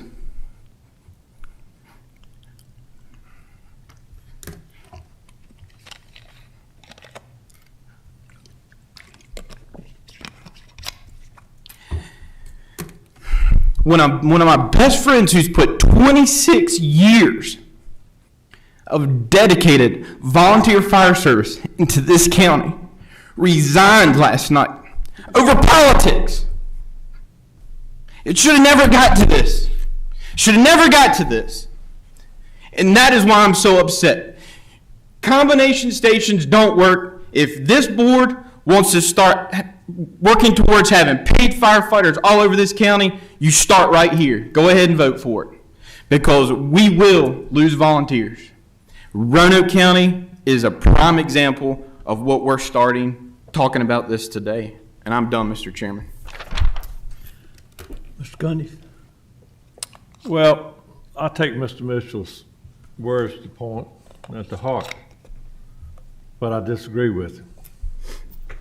Are we going to have a building scattered over here? We're going to have a building scattered over here? Are we going to keep updating everything for public safety and for the volunteers? Oh, excuse me, let me back up. Volunteers and public safety. Because it's no doubt in my mind that we can't live without our volunteers. There's no doubt. But having paid and volunteers together, we have been discussing this for, like I said, 6 or 7 years. And up until the last month, I have not had any kickback, feedback, anything, right or wrong, about the station, other than the cost. And are we going to continue to, like I said, are we going to combine them, put them together? Are we going to have a building over here, building over here, building over here? Are we going to put our stations together, public safety and volunteer fire departments? Are we going to keep them separated from one end of the county to the other? Like I said, I'm going to get off the porch. I don't know what anybody else is going to do, but I still support the volunteer and public safety together, and I support the Glade Hill Volunteer Station. Okay, it's put before the board here, and what we've got to vote on and talk about is, do we want to put this project out to bids, or do we want to table it for the time being?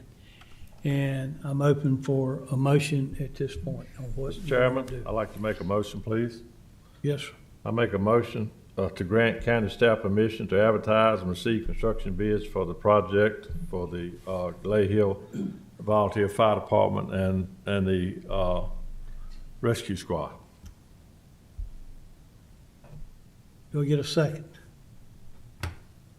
Second. All right. Madam Clerk, if you will call a roll call on this one, please. Supervisor Tatum. Yes. Supervisor Cundiff. Yes. Supervisor Carter. Yes. Supervisor Leland Mitchell. Yes. Supervisor Ronald Mitchell. No. Supervisor Smith. No. Chairman Thompson. Yes. All right, we've authorized the county to go ahead and put it out for bids. It is not saying that it's going to be built. It's not saying anything. It's just to say how much it's going to cost us to build what has been proposed to us today. And this is so with that. All right, we're going to. Mr. Chairman, can we have a 5-minute break, please? We're going to now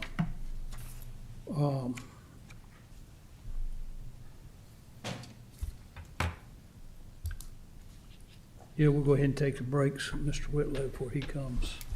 Yeah, we'll take a 10-minute break.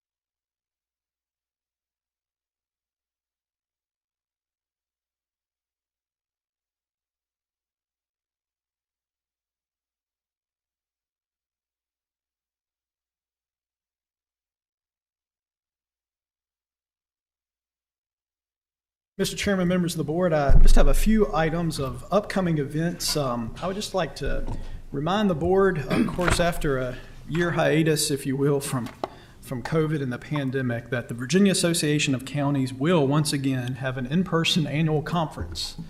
However, this annual conference will not be in Warm Springs. It probably be a little bit cooler this time of the year. Well, but maybe a little warmer. Actually, it's June, or not June, forgive me, November 14th through the 16th. That will be held in Norfolk, at the Hilton in Norfolk. Certainly, if the board has interest in attending and a voting delegation and so forth, Connie is in the process of reserving some rooms. And so please, if you'll just let Connie know if you have an interest in attending the Virginia Association of Counties Annual Conference, that's November 14th through the 16th. Secondly, and along those lines, the National Association of Counties is holding their annual conference in Prince George's County, Maryland, near Baltimore there. I will tell you that this is also a tentative virtual conference that will be July 9th through the 12th. And so if the board has any interest in attending the national conference, by the fact that we are members of the Virginia Association of Counties, I think by default we're also members of the National Association of Counties. And so if anyone has an interest in attending that, please let staff know. There is a potential for a voting delegation on any of the National Association of Counties platforms and so forth. And so if a board member wishes to attend, please let us know. So if we needed to appoint a voting delegate for that conference. A couple other items as follow-up and announcements. More recently, the staff has advised that the county has been awarded a $100,000 planning grant for village planning for the Union Hall Village Plan. So that grant has been awarded. More to come. Staff will be looking at an initial meeting later this week and what that will look like on the Union Hall Village Plan. So if the board has any comments or questions on that, please let us know. Also, looking ahead, I know it's been a priority of this board members of looking at doing a new or an update to the county strategic plan and developing a new strategic plan. As last year, of course, many members on the board, many new members on the board over the last 2 or 3 terms have not had that opportunity to be part of that strategic planning process. We know that's very important with a lot of county initiatives that we have going on. That being said, during the pandemic, we were not able to hold that last year. I have reached out to a facilitator regarding strategic planning who does that work with local governments. That individual has worked with us in the past, in the early 2000s, and we've seen some good success from those strategic plans, and I think the boards at that time felt very comfortable in working with this individual. That being said, looking at the calendars, I know we have a full plate ahead in terms of our summer work sessions. We held one yesterday. We have another utilities work session. July and August, we'll be holding a work session on the ARPA funds, as well as our financial advisors. And then in September, we'll be looking at public safety plans, operation and capital plans. And then, so speaking with the chairman earlier, it may look that the month of October or November may be a good time to hold a strategic planning session. This likely will be a 2-day event where the individual will work with us and the staff in pulling that together. So if it's the pleasure of the board, Mr. Chairman, I will get back with some possible dates and bring that back to this board at your July meeting as to possible dates and times of availability, looking at the October-November timeframe. I see most everybody shaking their head or thumbs up, so. Thank you. And then finally, Mr. Chairman, a couple of things. First, I'd like to introduce formally, although I know everyone has had a chance and opportunity to meet, our new planning director and planning community development director, rather. Carrie Spencer, I know is in the audience with us this evening. And of course, Carrie, of course, was with the board yesterday during your work session and at our recent housing summit. And so Carrie comes to the county from Rockingham County, North Carolina, where she had extensive work in planning and community development. And so we welcome Carrie to the staff. Has already hit the ground running working with our building official and GIS and our planning staff. So we welcome Carrie officially to the county and look forward to working with you in the months and hopefully years ahead. So welcome. Welcome. And so then finally, Mr. Chairman, as a follow-up to the Housing Summit, of course, this board attended, every board member attended the June 3rd Housing Summit that we held at the Franklin Center. And this was a time that we invited developers, realtors, builders, to meet with the county to review recent housing studies that were completed in Franklin County last year. And of course, we had shared that in work sessions with the board that indicates a sincere deficiency or significant deficiency, if you will, in terms of the amount and the types of housing in Franklin County.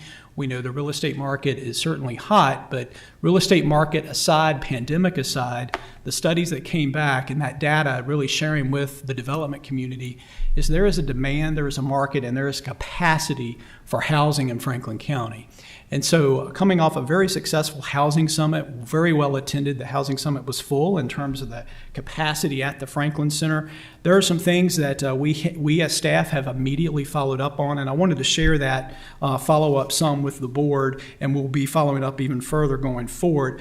In some of the feedback surveys of those that attended the meeting, noted there does appear to be various consistent concerns, and of course anecdotally we know that this board and the Broadband Authority is beginning to address broadband availability, the permit approval process and the timeline, as well as our zoning and land use ordinances. And so with that being said, staff is looking to work on developing and assembling from some of the attendees at the Housing Summit a work focus group on our permitting process, a work focus group on our land and subdivision and zoning ordinance, as well as a working focus group in terms of our infrastructure mapping. We know that the Water Authority has worked and has a lot of information in their database in terms of where water and sewer availability is.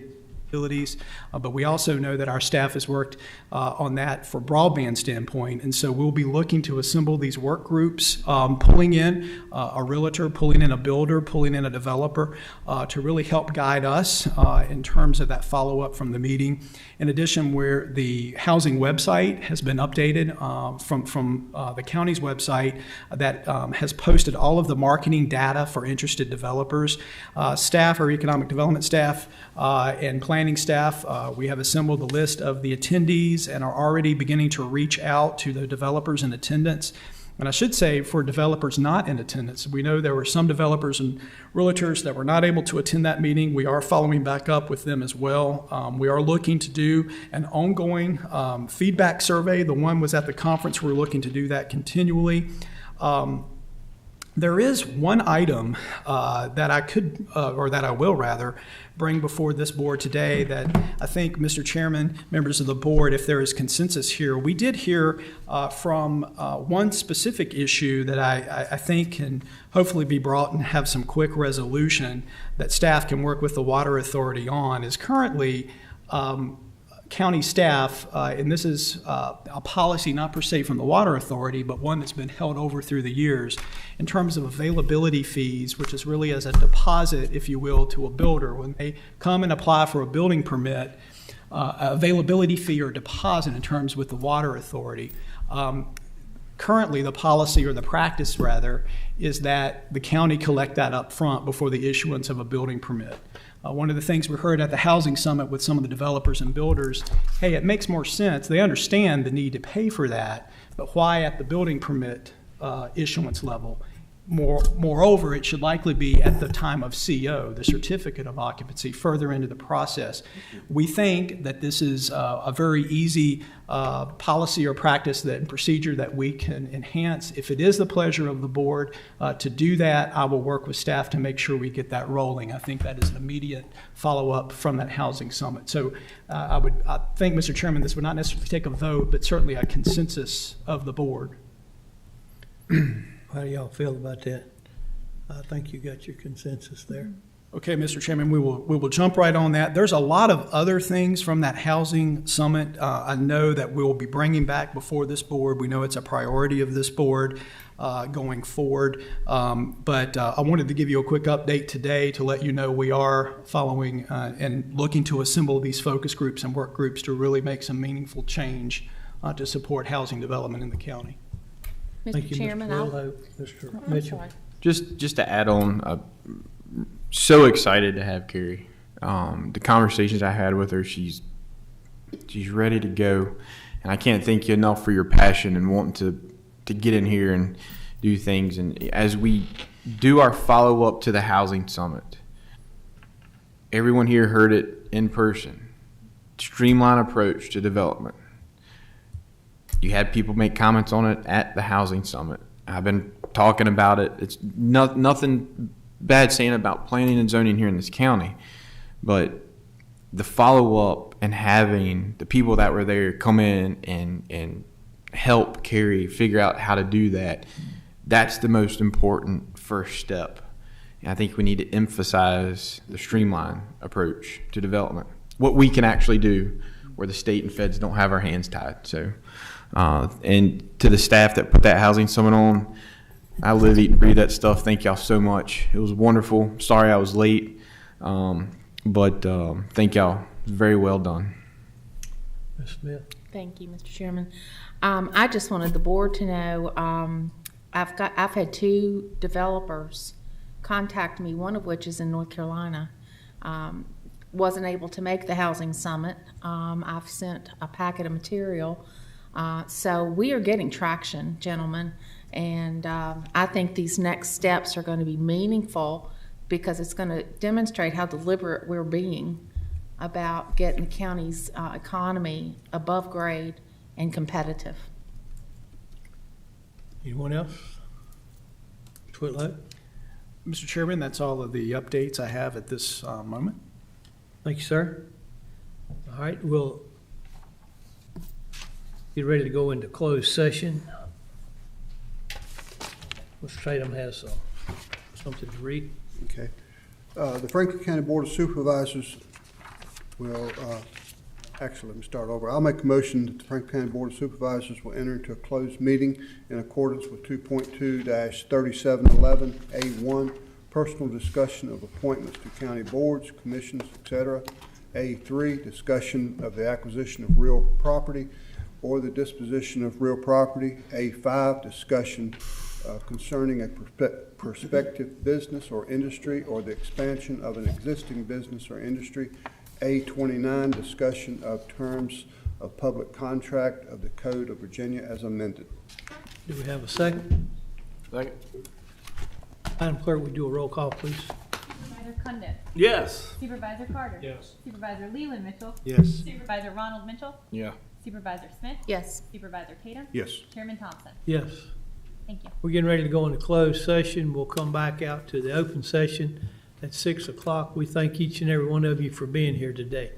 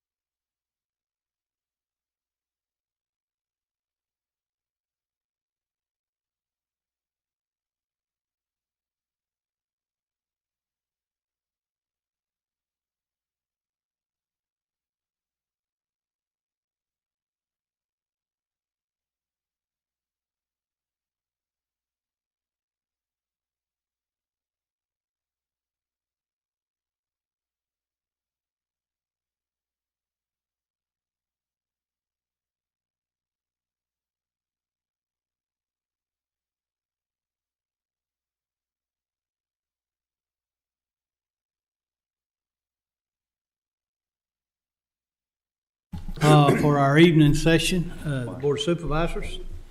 It's good to see some people back out here in the seats, just not empty seats, so that's good. Mr. Tatum's got something he needs to read, and then we got an order of business to take care of, and then we will get our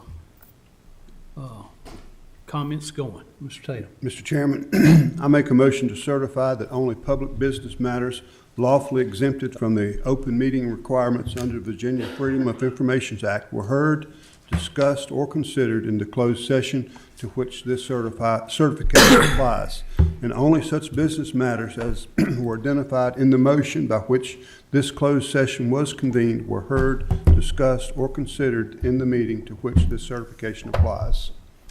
Thank you, sir. Do I have a second? Second. Madam Clerk, will you do a roll call, please? Supervisor Carter. Yes. Supervisor Leland Mitchell. Yes. Supervisor Ronald Mitchell. Yes. Supervisor Smith. Yes. Supervisor Tatum. Yes. Supervisor Cundiff.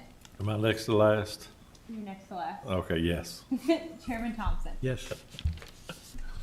All right, now while Madam Clerk gets our appointees list ready, application for special use permit number 2 from James M. Crean, applicant and owner, requesting a special use permit with possible conditions to allow for short-term tourist rental on a dwelling at 60 Easywood Court in the Gills Creek District. That has been pulled.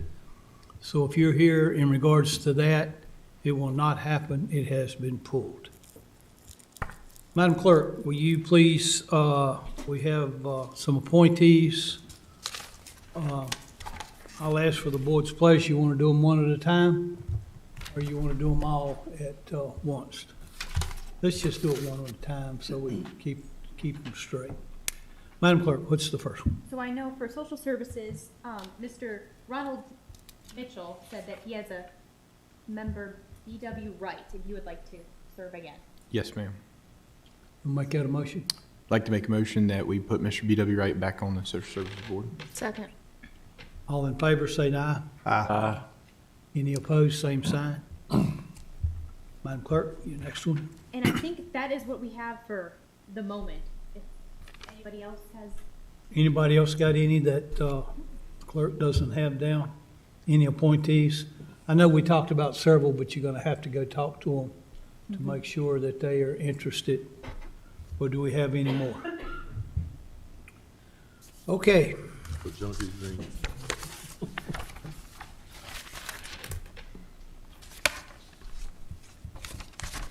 All right, we have a public hearing on a utility easement. In accordance with the provision of section 15.2, 1800, the Code of Virginia is amended.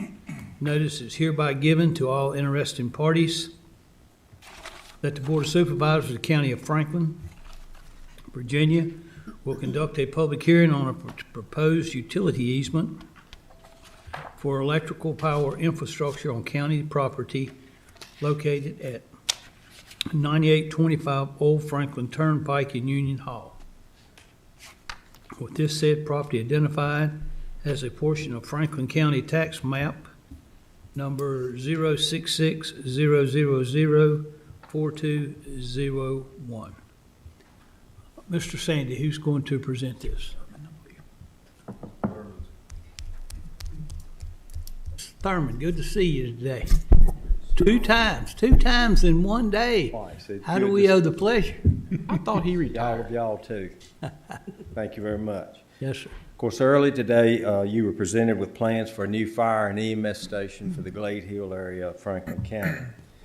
The plan you saw today represented a desired entrance which fronts on State Route 40.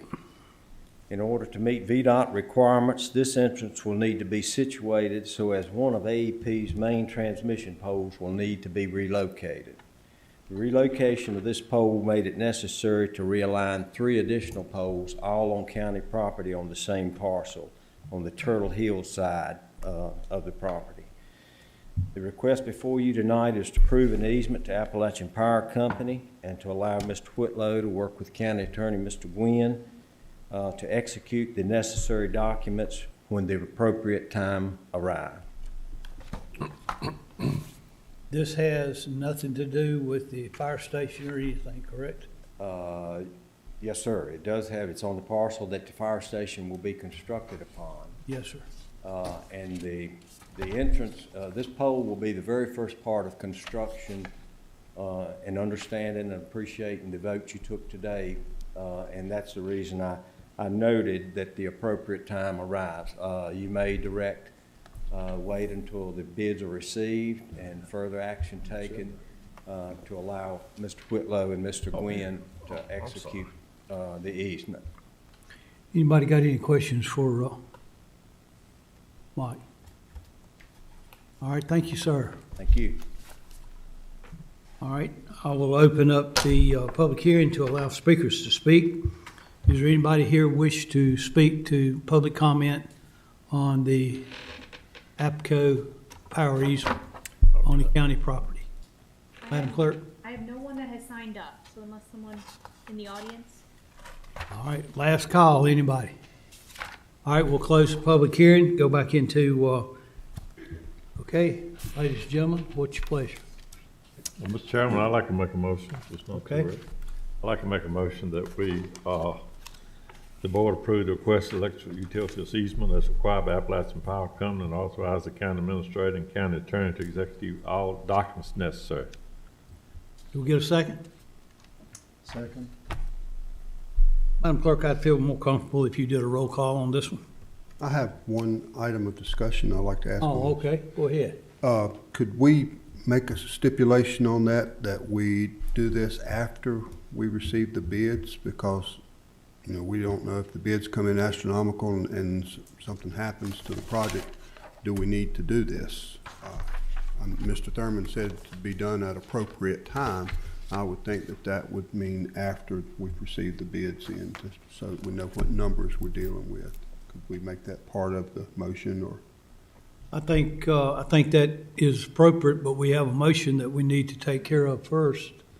And unless you can talk Mr. Cundiff into amending his motion. Would that be a? Mr. Friendly amendment. Would that- Friendly amendment Yeah. would be appropriate if the initial movement is agreeable. That's agreeable. All right, Madam Clerk, if you will read the motion back with the agreeable amendment. Supervisor Cundiff made the motion to approve the requested electric utility easement as required by Appalachian Power Company and authorize the county administrator and the county attorney to execute all documents necessary. And that is after the staff and the board has received the bids for the project. Okay. Seconded by Supervisor Leland Mitchell. One question. Is that going to interfere with Appalachian as far as, what I'm trying to say is it's going to mess up their schedule or what's it going to cost the county or whatever? I don't think it will, Okay. Mr. Cundiff. I'll get with their engineer and see how much lead time leading up to it, but I don't see it being on. Okay, well, that was the only question I had. I appreciate that. Thank you, Mike. Madam Clerk, please do a roll call, please. Supervisor Leland Mitchell. Yes. Supervisor Ronald Mitchell. No. Supervisor Smith. No. Supervisor Tatum. Yes. Supervisor Cundiff. Yes. Supervisor Carter. Yes. Chairman Thompson. Yes. All right, number 2 has been pulled. Number 3, application for a special use permit from Michael Turner, applicant, and T&J Properties. Steve Sandy. Oh, you don't look like Steve. No, I'm not Mr. Sandy. Ms. Cooper, you go right ahead, man. But you'll get to see Mr. Sandy this evening up here. Go ahead, Lisa. As Chairman Thompson said, this is a special use permit for Michael A. Turner, T&J Properties Associates. They're the owners for property in the Union Hall District. Just to give you a little bit of background, the planning department received a complaint about some storage facilities on the property. And once the property owners were contacted, they immediately applied for the special use permit. So this special use permit is being requested so that this property can come into compliance. You allow in the B2 district a special use permit for self-storage facilities and outdoor display on business property, and that's what we're requesting. Basically, the property consists of a retail space, RV and boat storage, self-storage units, and also rental of U-Hauls and trailers. Basically, the property consists of about 3.26 acres. It will have 22 climate-controlled self-storage facilities and 49 enclosed self-storage facilities. This includes the RV and the boat storage. There is office space and retail space, and a consignment shop is in one of the retail spaces. And future businesses that are allowed in B2 could go on this property. We always like to give you a vicinity map to show you where it's located. It's in the Union Hall district. It actually happens to be in the Union Hall Village. This is an aerial of the property. You'll notice it consists of 5 parcels. And here's Novelty Road and then Route 40. We also like to give you the zoning map to show you the zoning around. The kind of mauve color, what this property is B2. You have M1 across the street. You also have A1 that surrounds the property. We also like to give you the comprehensive plan.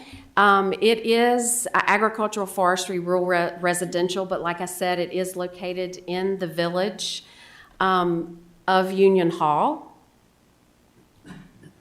This is their concept plan. It's been amended. One of the Planning Commission members wanted to make sure that if the property ever wanted to go to full self-storage, that it would be able to. So we made some amendments to the concept plan, and this is the revised one as of today. This also shows you, it's in your packet, it shows you the different outlines of the buildings that's on the property and which ones are used for retail space, which ones are used for office or for the storage facilities.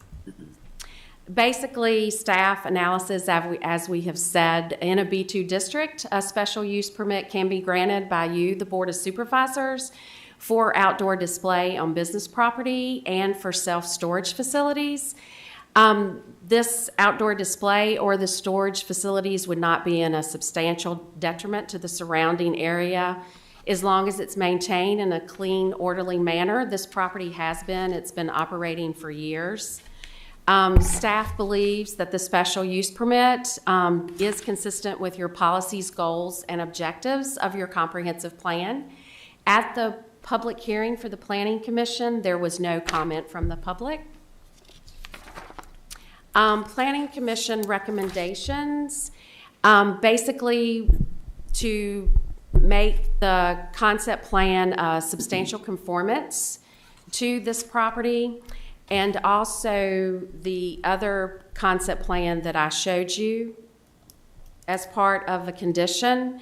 Also, that if lighting is ever installed, they have to meet the lighting requirements that are in the zoning ordinance for the Department of Planning and Community Development. It would be submitted to us. VDH is requiring the verification of the drain field for the retail customers' needs, which is the consignment shop. And staff also had another discussion with the property owners. If you notice, and the aerial view shows that the blue area is 5 parcels. In order to get the property into true compliance with the zoning ordinance, these lines would need to be vacated and make it 1 parcel. If the Board of Supervisors would like to make that as one of the conditions, they can, and the owners are in favor of that if the board chooses. That's the end of my presentation, but if you have any questions, I would be glad to answer them. Any questions for Ms. Cooper? Lisa, is that a compliance issue on just making it 1 parcel? Actually, what it does, it would make the property, if you grant the special use permits, it would make the property fully in compliance except for it being a one parcel. If these were vacant lots and they came in to ask us to build the buildings that are there now, we would tell them that they would have to vacate these lines in order to do that prior to submitting a site plan review. Also, unfortunately, if something would happen and the building would catch on fire before it could be rebuilt, we would have them vacate the lines. So it helps it come into compliance. It doesn't mean you cannot grant the special use permit without that, but since we're trying to get the property in compliance, staff felt like after reviewing this more that was something to mention after we talked to the property owners. So is the formal language vacation of the lines on the site map? You could just say that the vacation of the parcels or the boundary lines of the 5 parcels to become one, something of that nature, or we can, the interior, yeah, not the exterior. Right. Definitely the interior. Thank you. Thank you, Mr. Chairman. You said the applicants are okay with this? Yes, and the applicants will come up. Mr. Turner's here this evening. He can come up and you can discuss it with him and he can tell you himself. Okay. Anyone else? Thank you, Ms. Cooper. Thank you. All right, now I'll open the public hearing to allow speakers to come and speak. Madam Clerk, do you have any? The only people here are the Turners, who are the applicants. Anyone here wish to speak to this? Mr. Turner, come forward, please. State your name. Need to state your name and address for the record, please. I'm Mike Turner, one of the owners of T&J Properties. Yes, and we didn't know that we needed a special use permit until we went to finish the last 2 little buildings, and I guess she said somebody complained, but that's the reason we're here. And we do not have a problem with it, we understand. Okay, and did you understand the discussion earlier about combining the properties? Yes, I did, and we wouldn't have a problem with that. Yes, sir. It's not that great a amount of money involved, and we would be glad to do that to make everything compliant. Okay. Anybody got any questions with anyone else? You got anything else to say, sir? No, sir. Thank you. Thank you Thank for you your all. time. Thank you for your interest in the county. Anyone else here wish to speak to this? Well, that was easy enough. All right, we'll close the public hearing and go back into session. What's your pleasure? I'd like to make a motion. Okay. I make a motion that I found that such use will not be substantially detrimental to the adjacent property, that the character of the zoning district will not be changed thereby, and that such use will be in harmony with the purpose and intent of the county code, with the use permitted by right in the zoning district, and with public health, safety, and general welfare to the community. Therefore, I move to recommend approval of applicant's request for a special use permit, allow for a self-storage facility and outdoor displays on business property in accordance with section 25-336 of the zoning ordinance, with the 4 conditions as recommended by the planning commission. Second. It will be 5. That needs to be changed to Okay, 5 with the conformity. Correct? Okay. Okay, 5. Do we got a second? Second. All right. Madam Clerk? Supervisor Ronald Mitchell. Yes. Supervisor Smith. Yes. Supervisor Tatum. Yes. Supervisor Cundiff. Yes. Supervisor Carter. Yes. Supervisor Leland Mitchell. Yes. Chairman Thompson. Yes. Thank you. All right, now we have an application for a special use permit, application of Eric Cohn applicant and Jerry Michael Keffer. All right, so now we got Mr. Sanders. Now you have me. You didn't get away from seeing me tonight. So your next public hearing is another special use permit. This is application of Eric Cohn and Jerry Michael Keffer. They're the owners looking for a special use permit for short-term tourist rental of a dwelling on a approximately half-acre lot, zoned A1. It's located at the end of Forest Shores Road in the Gills Creek District, and it is a waterfront parcel. And since it is agriculture A1, a special use permit is required for short-term tourist rental of a dwelling. Just a few of the points and background on this particular property. The owner recently purchased this property I believe late last year. The dwelling is about 2,100 square foot dwelling, 3 bedrooms. The applicant does not reside there full-time, so they would like the opportunity to be able to have some short-term rentals there. The nearby parcels are a mix of other single-family residences. Actually, the adjacent lots are vacant, and there was really only one inquiry during the application process from someone, and then once staff addressed those questions, there were no other issues or other inquiries. This is the location. It's really at the very end or beginning, whichever way you want to look at it, of Gills Creek, where Gills Creek kind of portion of the lake ends. You can see here, this is Gills Creek here, and if you can note here, it's pretty shallow there at this, so it's pretty far up on Gills Creek where it's located, and this parcel is the particular parcel outlined here in blue at the end of Forest Shores Road. All the adjoining parcels around here are zoned agriculture A1 as well. So that in the staff report, you'll see the staff analysis recommending approval and consistency with the A1 zoning. And we did not find that this would be a substantial detriment to the adjoining properties or the character of the district. Should note also that a couple months back, you also approved a short-term rental in the same neighborhood, just on a different cul-de-sac there on Cameron Circle. And there were no public comments received at the Planning Commission meeting. And the Planning Commission voted 6-0 with 1 member absent to recommend approval. Again, these are pretty standard conditions that we've attached to a number of these, that it should only be in this structure. They need to comply with the regulations relative to short-term rentals, have the $1 million liability coverage, be registered, meet all the compliance factors, provide evidence from the health department that they're meeting the septic system requirements. One additional one is number 5, is that the condition is recommended that they retain 10 to 15 foot buffer of those existing trees along the side property lines. As those lots begin to develop next to them, we felt it would be advantageous to maintain that buffer, and the applicant had no objection to that. So that's one kind of additional condition that we've proposed with this one. So I'll be happy to answer any questions that you may have of staff on this request.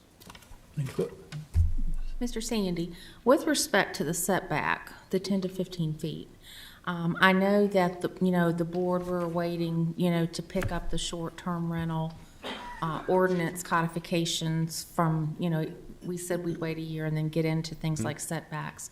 Would this proposed distance be within the arena of what you would think should be recommended as we move into discussions to codify that? Or is this site dependent? Well, this one was primarily talking about not setback of the dwelling, but setbacks of the trees, maintaining a 10 to 15 foot buffer of trees along the property line.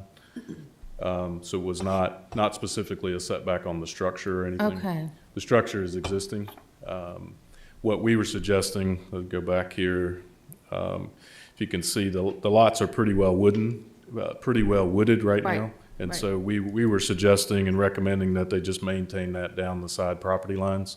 And it's similar to what we recommended on this other one here, because if you noticed that one or remember that one, there were a row of trees on one side, but the other side did not have them. And we actually had them plant some trees to provide kind of a buffer between those properties. Thanks for the clarification.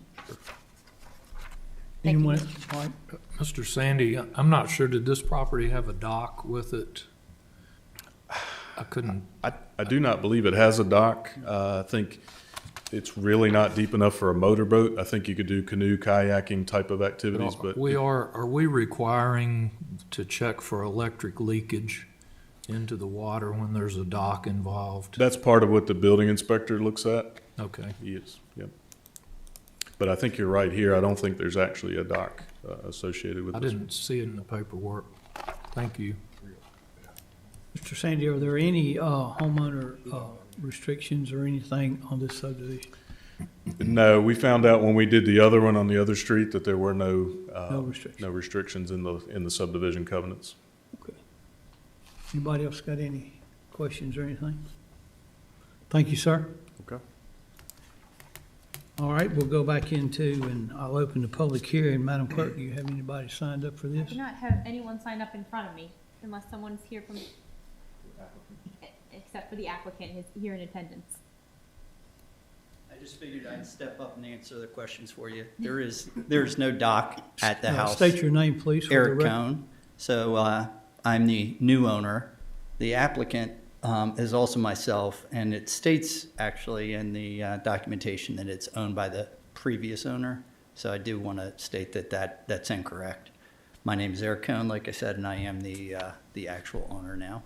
So there is no dock at the property as of right now. There is a dock at the vacant lot to the west of the house, and that owner has granted us access to that dock for the short term while we work on permits to get a dock. Okay. Does that open up Were any there any questions? other questions that I? That With the short-term rentals, if you end up getting some pretty rowdy renters in there, do you have a plan set forth on how you're going to deal with that?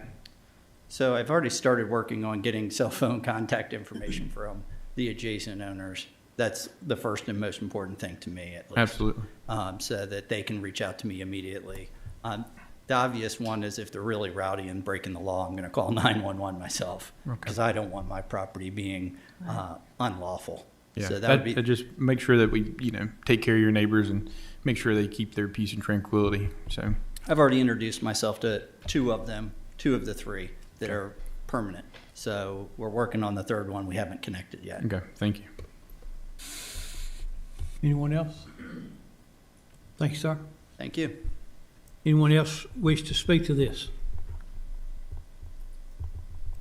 Thank you. Seeing no one else wanting to speak to it, we'll end the public hearing, go back into closed session. What's your pleasure? If there are no comments, Mr. Chair, I will offer a motion when you're ready. I'm ready. Okay.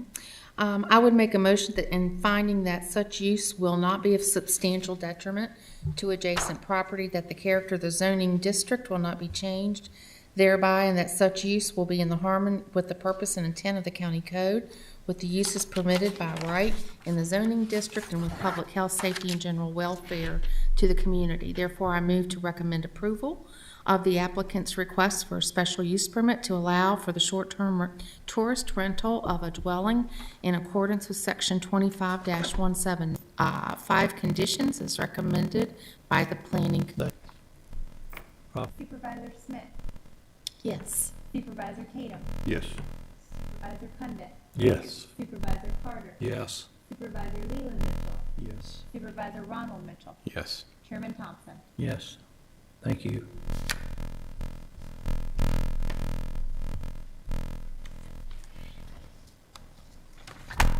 All right, application for rezone from Thomas H.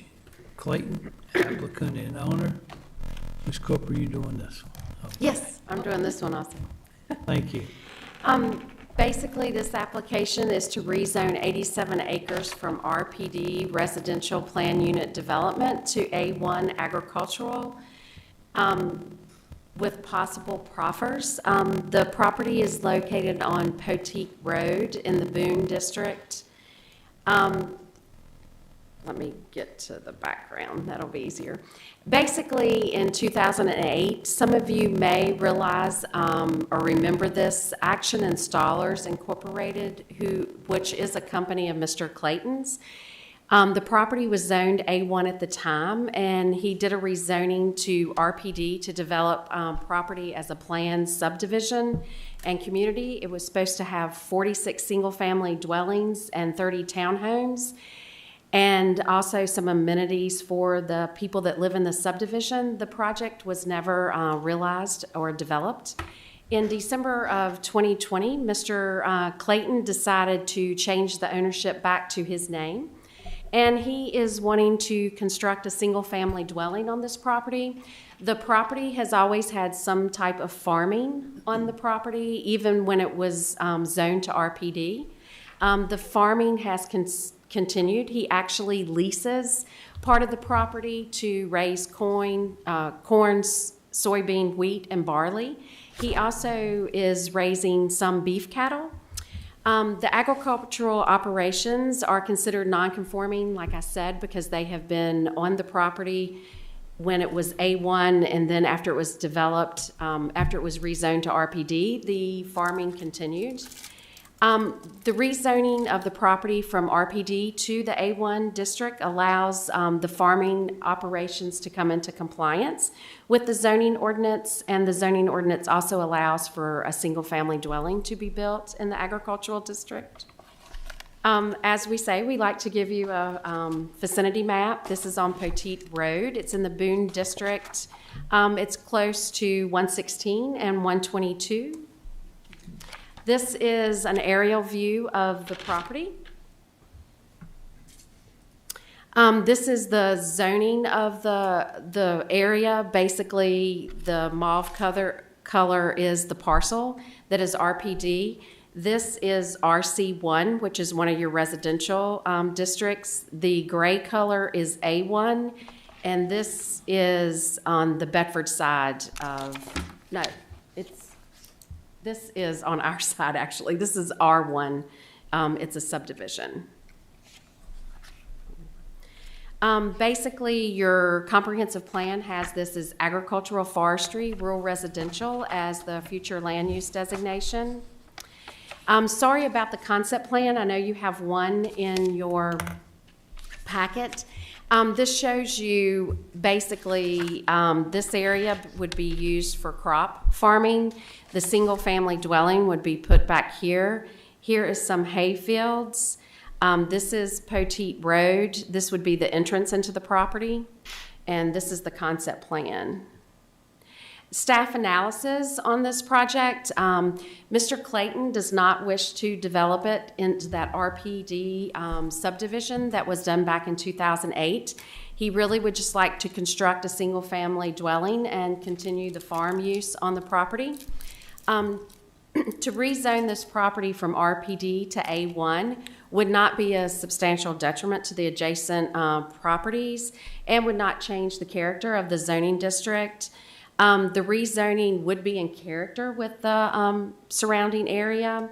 The rezoning from the RPD to the A1, the intent of the comprehensive future land use, designation of agricultural forestry, rural residential, and the continuation of farming and the construction of the single-family dwelling, like I've said, it would not be out of character for the area. There was no public comment at the Planning Commission meeting or prior to that meeting.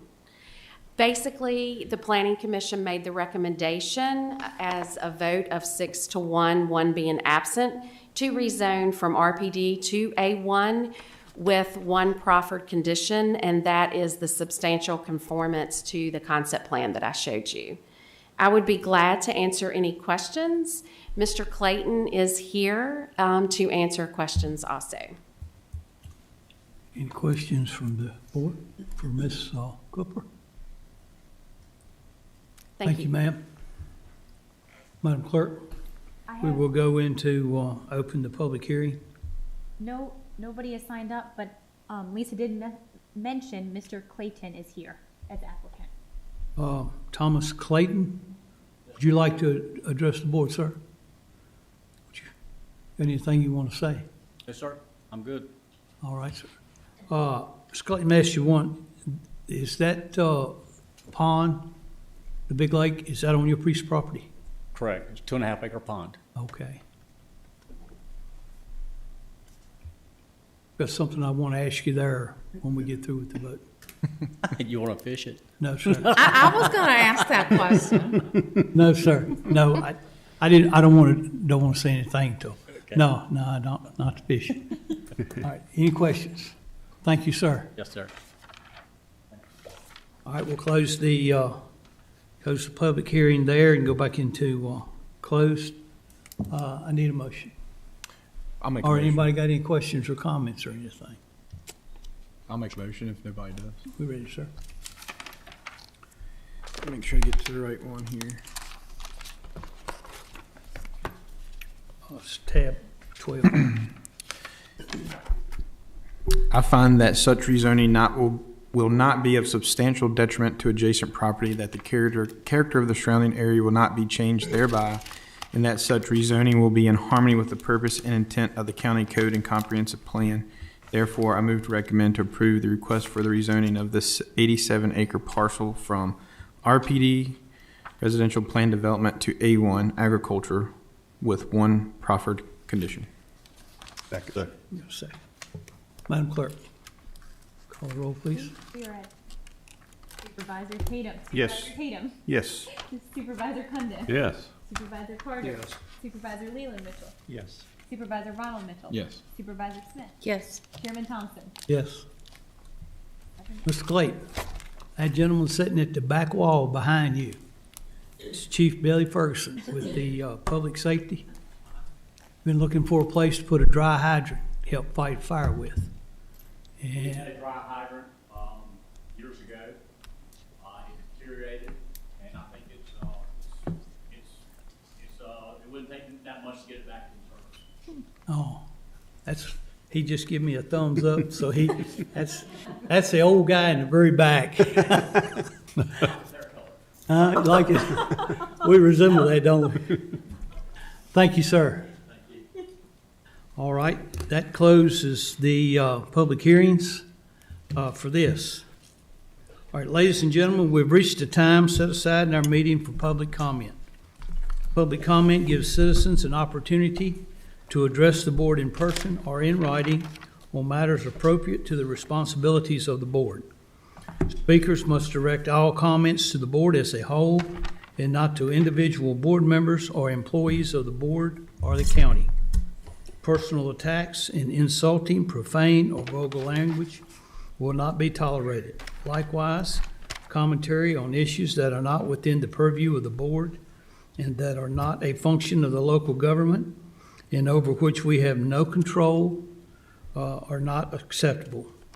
Public comment is not a question and answer session, and board members will not answer questions during public comment. If a speaker violates these rules, the chair may rule the speaker out of order, and a second violation have the speaker removed from the podium. Madam Clerk, will you please call the first speaker? Our first speaker is Nathan Moser. I'm getting this out of the way so you can see the time. If you will state your name and your address, please, for the board for a record. Thank you. Nathan Moser, 673 Pastor Road, Glade Hill, Virginia. Hello, and thank you for your time. Tonight, I would like to speak on the necessity of the Franklin County Militia. Our forefathers had the insight and forward thinking to establish the Second Amendment, a well-regulated militia being necessary to the security of a free state. The right of the people to keep and bear arms shall not be infringed, as a method for each citizen to have the means and freedom for self-defense and defense of their community, state, and country. The defense of our country is upheld by the many branches of the United States military. The defense of our state is upheld by the Virginia National Guard and the Virginia Defense Force. And the defense of our county and communities is upheld by each citizen as provisioned in our state constitution, Chapter 1, Section 13, State Statute 44-1 as the unorganized militia. The formation of the Franklin County Militia was done to protect the rights and freedoms of the citizens of Franklin County. Also, the Franklin County Militia strives to educate and train for self-reliance and survival. Many people will say we have the Sheriff's Department and we have the Fire EMS Department and the unorganized militia is not needed. But we all know that those resources are limited and finite. In the cases of local disaster, whether natural or man-made, the state or federal government could take days or weeks to respond for help. This is where the training and networking that the unorganized militia does can help the community and our first responders by providing search and rescue, security, communications, first aid, food and water, and many other resources. As an Air Force veteran and a mechanical engineer, I know the importance of education and preparedness. We know with the issues that many in our community had this winter with the ice storm and the power outages that occurred, and even the recent short-lived gas crisis and the latest meat processing hacking, that our supply and infrastructure systems are fragile. We've had many groups in the organized militia that focus on training others in first aid, communication, food prepping and storage, alternative fuel sources, and firearm safety. We often rely on the big box stores to get everything we need day to day, and we expect the power grid and our cell phones to always be operational. But what do you do when something happens and the power is out for 4 to 6 days? Walmart shelves are empty. Hopefully you've had some training on how to prepare for this or know someone that can reach out for help. This training is not something that just members of the unorganized militia should have, but something that every citizen in the community should have so they choose. The Franklin County Militia should exist to educate and train so that we as citizens of Franklin County are prepared for whatever might happen in the future. Thank you and have a good night. Thank you, sir. Thank you. Mr. Brian Wood.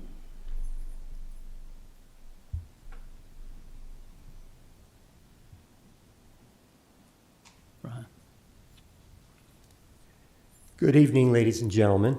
I'm Brian Wood, 310 Bailey Boulevard, Hardy, Virginia. I'm a vice chairman of the Franklin County Unorganized Militia. Thank you for the opportunity to address this body again. And please allow me to start by stating that we recognize the observation of the holiday Juneteenth, a day that marks the occasion of the end of institutional slavery in these United States. Hundreds of thousands of Americans gave up their lives to fulfill the founders' vision of a more perfect union and ensure that it was advanced for generations yet unborn. They stepped forward to fight for the natural rights endowed to all by the Creator. The Founding Fathers, in their wisdom, wrote a declaration and a social contract that recognized these rights, which could be amended as people in time also came to recognize these rights. Our republic has never been perfect, but it by far is the best form of governance among all others, and we as a people continue to strive to achieve a more perfect union. We support and encourage all citizens to exercise their natural and constitutionally affirmed rights. It is when we choose to allow a right to languish unused that we allow our liberties to wither away or to be usurped by others, often, as history has proven, by the very governments instituted among men. Next, we would like to offer an apology to the board members for not yet delivering a written proposal as we have promised to do so. We are being careful and deliberate in our efforts to craft our proposal. We hope that you all can appreciate that we want to work with our local civil government and find ways to allow citizens to serve their community and fulfill their civic responsibility while exercising their natural and constitutionally affirmed rights. I hope to have a proposal to share with you all soon. Recently, I was asked, why is there a need for a militia when there are already volunteer organizations that serve our communities in some of the capacities that the militia has offered to serve? Our response is simple. None of those other volunteer programs allow for the exercise of Article 1, Section 13 of the Virginia Constitution. The founders were clear about the purpose of the militia.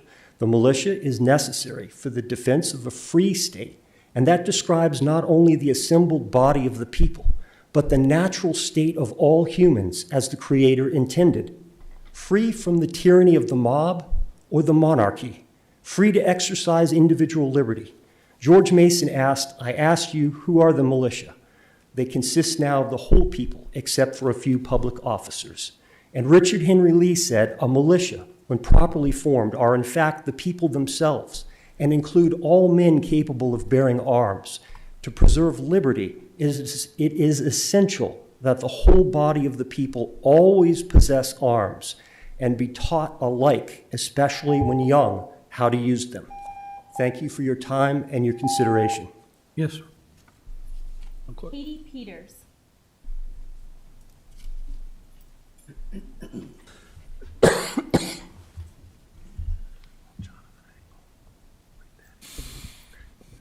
Good evening.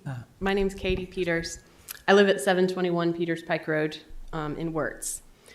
And tonight I want to talk about the monument at the courthouse. The monument at the Franklin County Courthouse reads, actually, you already know what it says. It honors the Confederate dead of Franklin County. I want to share a relevant thought that I ran across in a book I just finished reading recently titled Caste by Isabel Wilkerson.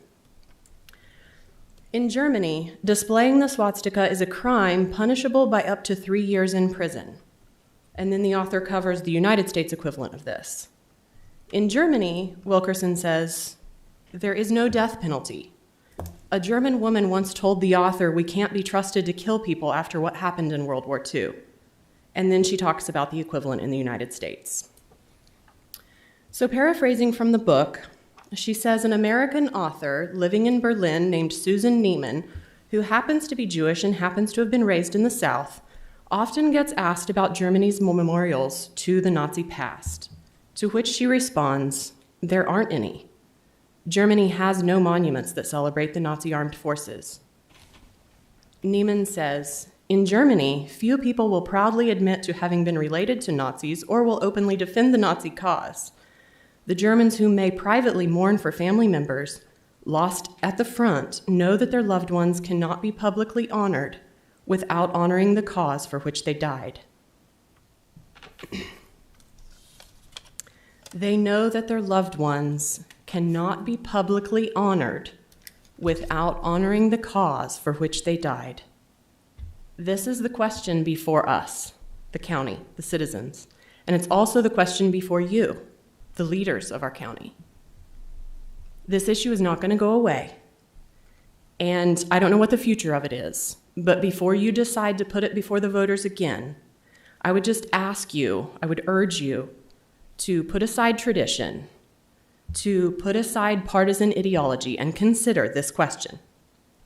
Can we honor the Confederate dead of Franklin County without also honoring the cause for which they died?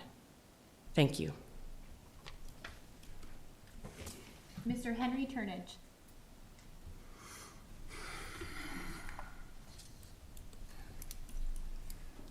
Henry Turnage, Calico Rock Road. Here to speak again about the removal of the Confederate flag statue in front of the Franklin County Courthouse. I don't have a pretty speech to write for you today. I'm just going to go from the heart again. I'm going to use the first minute to go back to the past. You know, what was the Civil War about? If I ask any of you men, it was about taxation, representation, and states' rights. Same thing the militia are going to come up here and fight for today. All of those things led directly to slavery. Every single one of them. The war was about slaves. Taxation. Down south, they had the third largest economy in the world. That means everyone down south was profiting off of slaves. I was the economic engine of the South. States' rights to own slaves. America went through a transition period where more states were becoming non-slave holding. That came to the third one, representation. The southern states were losing votes. Can I count the black people? You know, not really count them, but 3/5 of a man. Everything leads directly to slavery. You can't separate the two. But I also know this is America. It brings us up to current date. I can sit here all day long and say, Mr. Lehman, you can't have those two flags fly together. You can't. But I understand why he can look at me and say, son, you can't separate them. I have to understand that, and he has to understand me.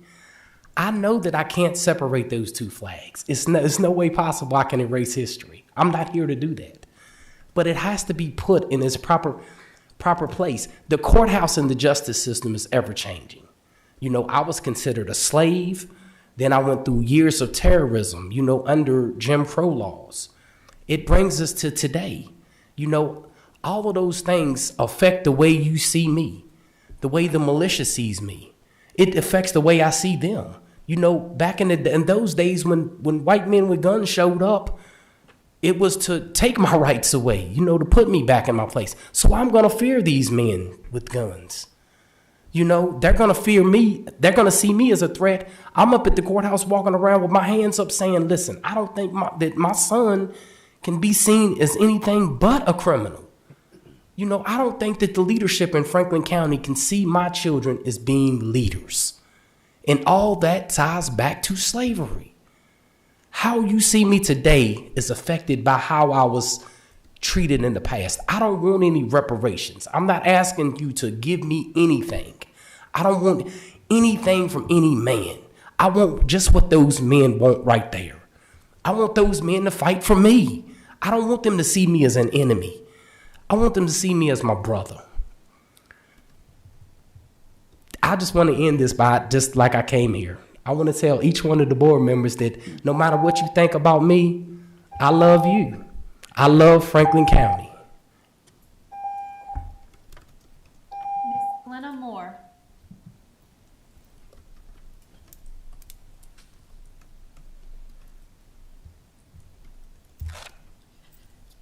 Good evening. My name is Glenna Moore. I am a resident of Franklin County. Adam Clayton Powell Sr., born in 1865 in the Gills Creek district, said in his autobiography, "The first big day in my life was October 1st, 1871. On that day, I started school. The school was 5 miles from our cabin, and I was taught by a white man named Jake Bowles." After winning the Civil War, the government required Confederate states to write new state constitutions that included the 14th Amendment, guaranteeing African American men the right to vote. If it didn't, that Confederate state would not be accepted back into the U.S. Congress. The first election in which black men voted, those votes counted, was to elect delegates to the 1868 Virginia State Constitutional Convention, as required by the United States government. Well, angry, disgruntled ex-Confederates did not vote in large numbers, which resulted in blacks and radical Republicans being the majority of the 103 delegates. Now, how did that happen? Well, black men in Virginia had watched the war very closely towards its end and predicted the fate of the Confederacy. They rapidly organized and got prepared to register to vote and quickly did so when the time came. Consequently, 24 of the 103 delegates were African American men. A major outcome of Virginia's new Constitution was free public education to all Virginians, primarily because the black delegates fought hard for those rights at the convention. As a result, poor whites benefited, just as they did with the 14th Amendment. On the downside, Thomas Bain, a black delegate from Norfolk, lobbied to racially integrate Virginia schools and colleges. Conservatives and ex-Confederates voted no, so the amendment to prohibit racial segregation failed, and most assuredly opened the door for Jim Crow policies once Confederates got back into power and iced the cake with Confederate statues flourishing southern courthouse lawns. Now, segregation of Franklin County schools continued until the 1970-71 school year, almost 100 years. In implementing school integration, Franklin County followed a Southern practice of demeaning black schools. Franklin County's 3 African-American schools were either closed or degraded. Booker T. Washington Elementary School in the Gills Creek District and Truvine Elementary in the Snow Creek District closed. Lee M. Wade High School in Rocky Mount District degraded from a high school to an elementary school. Ms. Brianna Moore.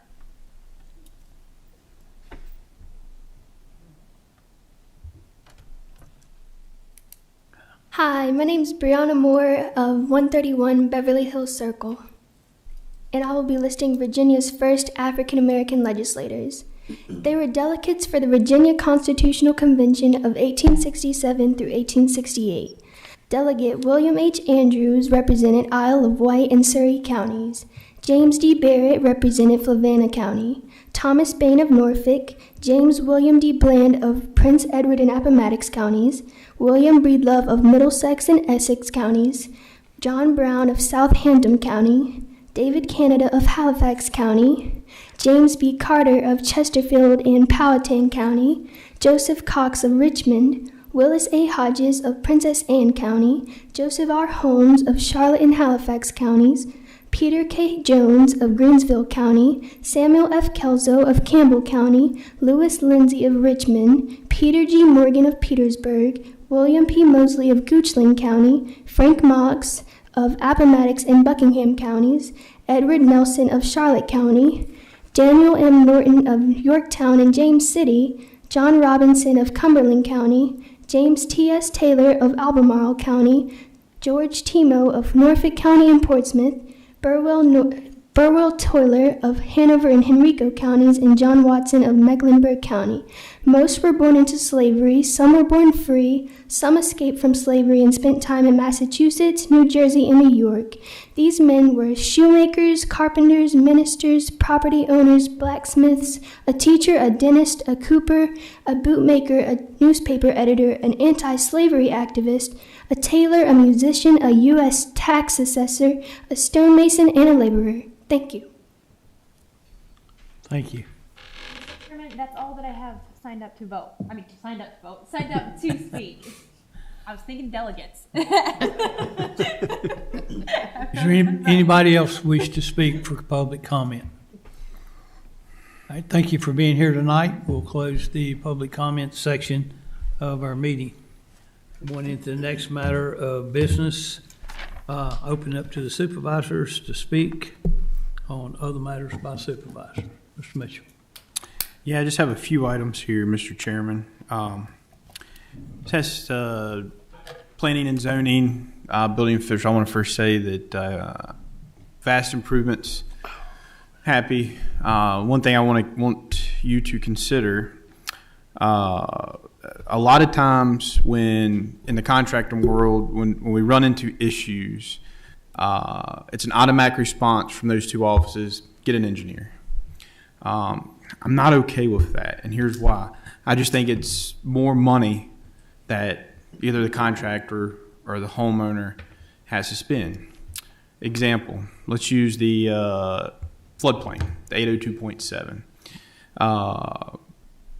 Let's say a situation where you're doing some grading, you turn in a set of plans, and when they're reviewing the plans, we can't really tell by what you submitted. You need to get it engineered or have a survey done.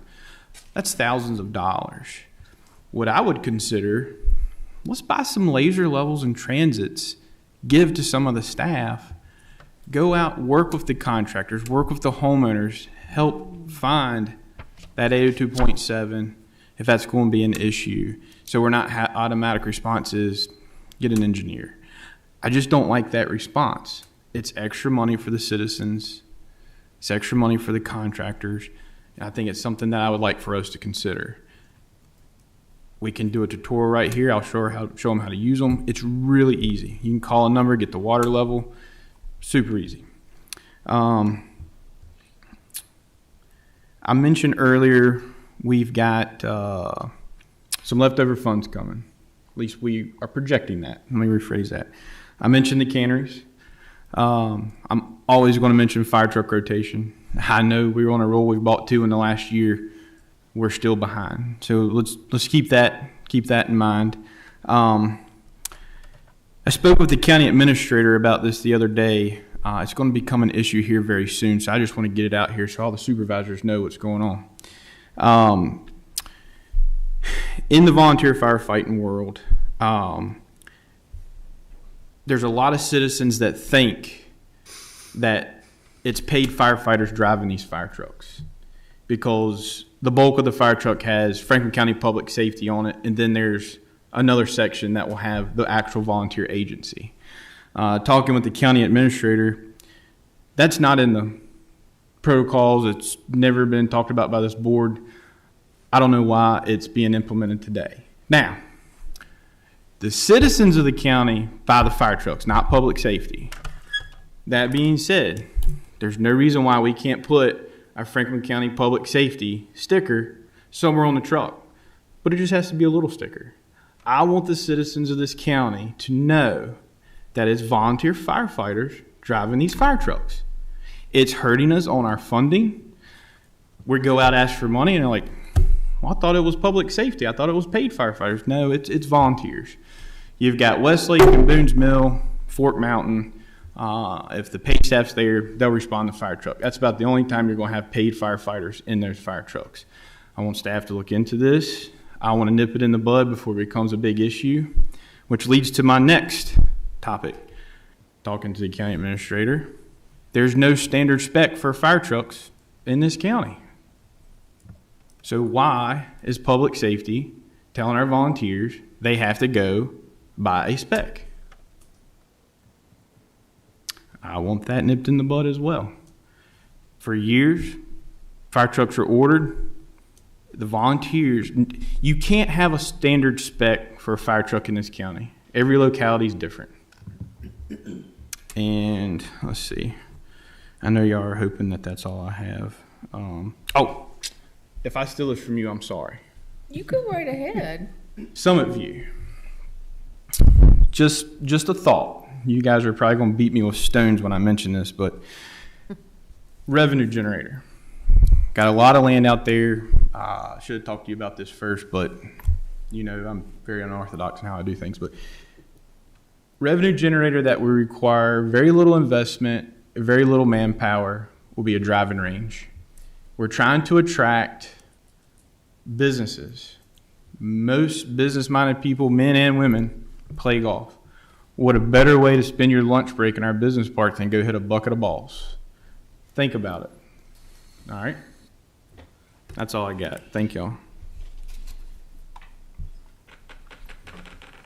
I'm gonna respond to that last remark. All right.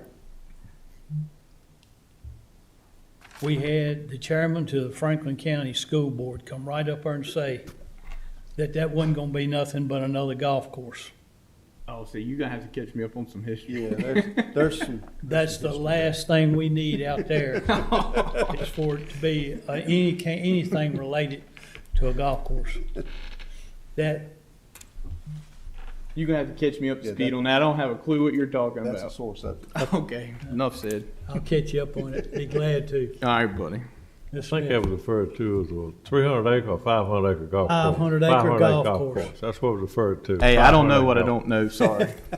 Yes, that right there, that's exactly what happened. Yeah. Hey, these are just ideas from constituents. I'm just sharing them with you. Ms. Smith, you got anything? No, sir. Okay.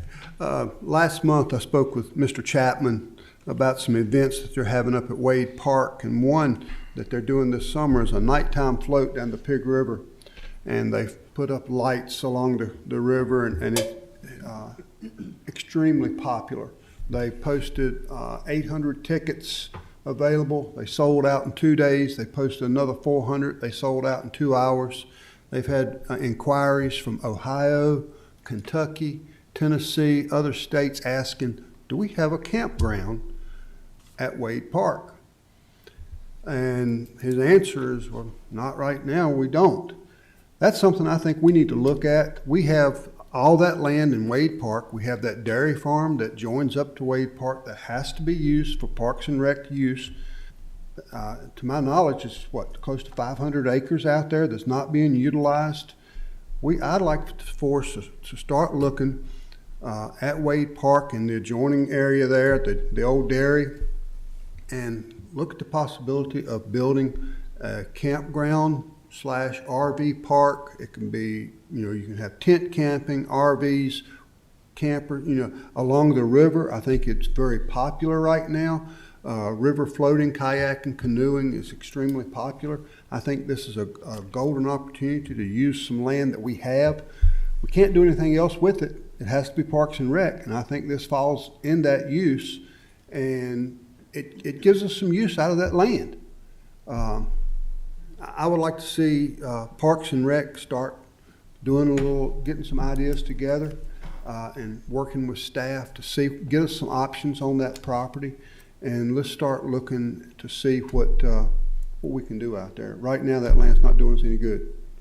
So at least let's put it to work for the citizens of Franklin County, and I think this would be a great way to do it.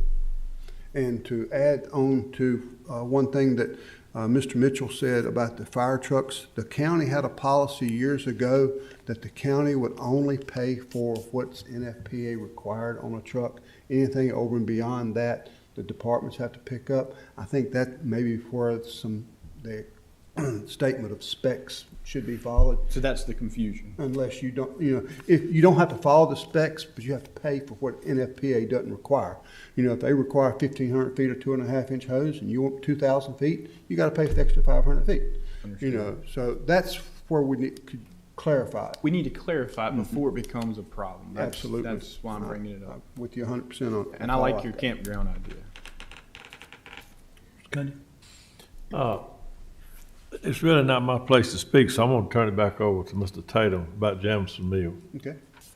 So if you I don't talked mind. to, I know you had someone called you, and I had a call as well. Some campers, one, they were full up this past weekend, and they overloaded the electronic system. It kicked a breaker. The person that lives close by that they called to go down and reset the breaker was off to a benefit golf tournament, and it was a few hours getting back up there, but he did get back up there Saturday afternoon to reset it. I talked to Mr. Chapman today. They're in the process of getting an estimate on having that whole system upgraded because it is old and outdated.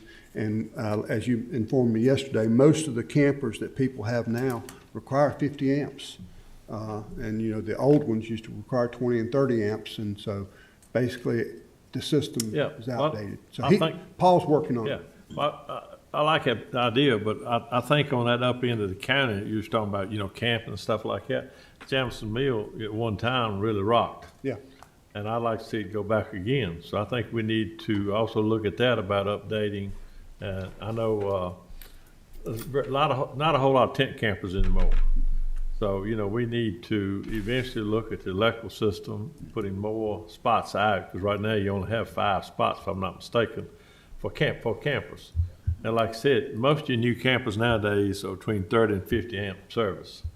So, we need, especially on that end of the county. Yeah, Mr. Chapman, I spoke with him earlier, and he's in the process of getting us some prices. Okay. And he's going to get back with us, but I'm with you 100%. 10-4. Mr. Carter? I'm good, Mr. Chairman. Mr. Mitchell? Yes, sir. I agree. All right. Thanks, everyone, for being here.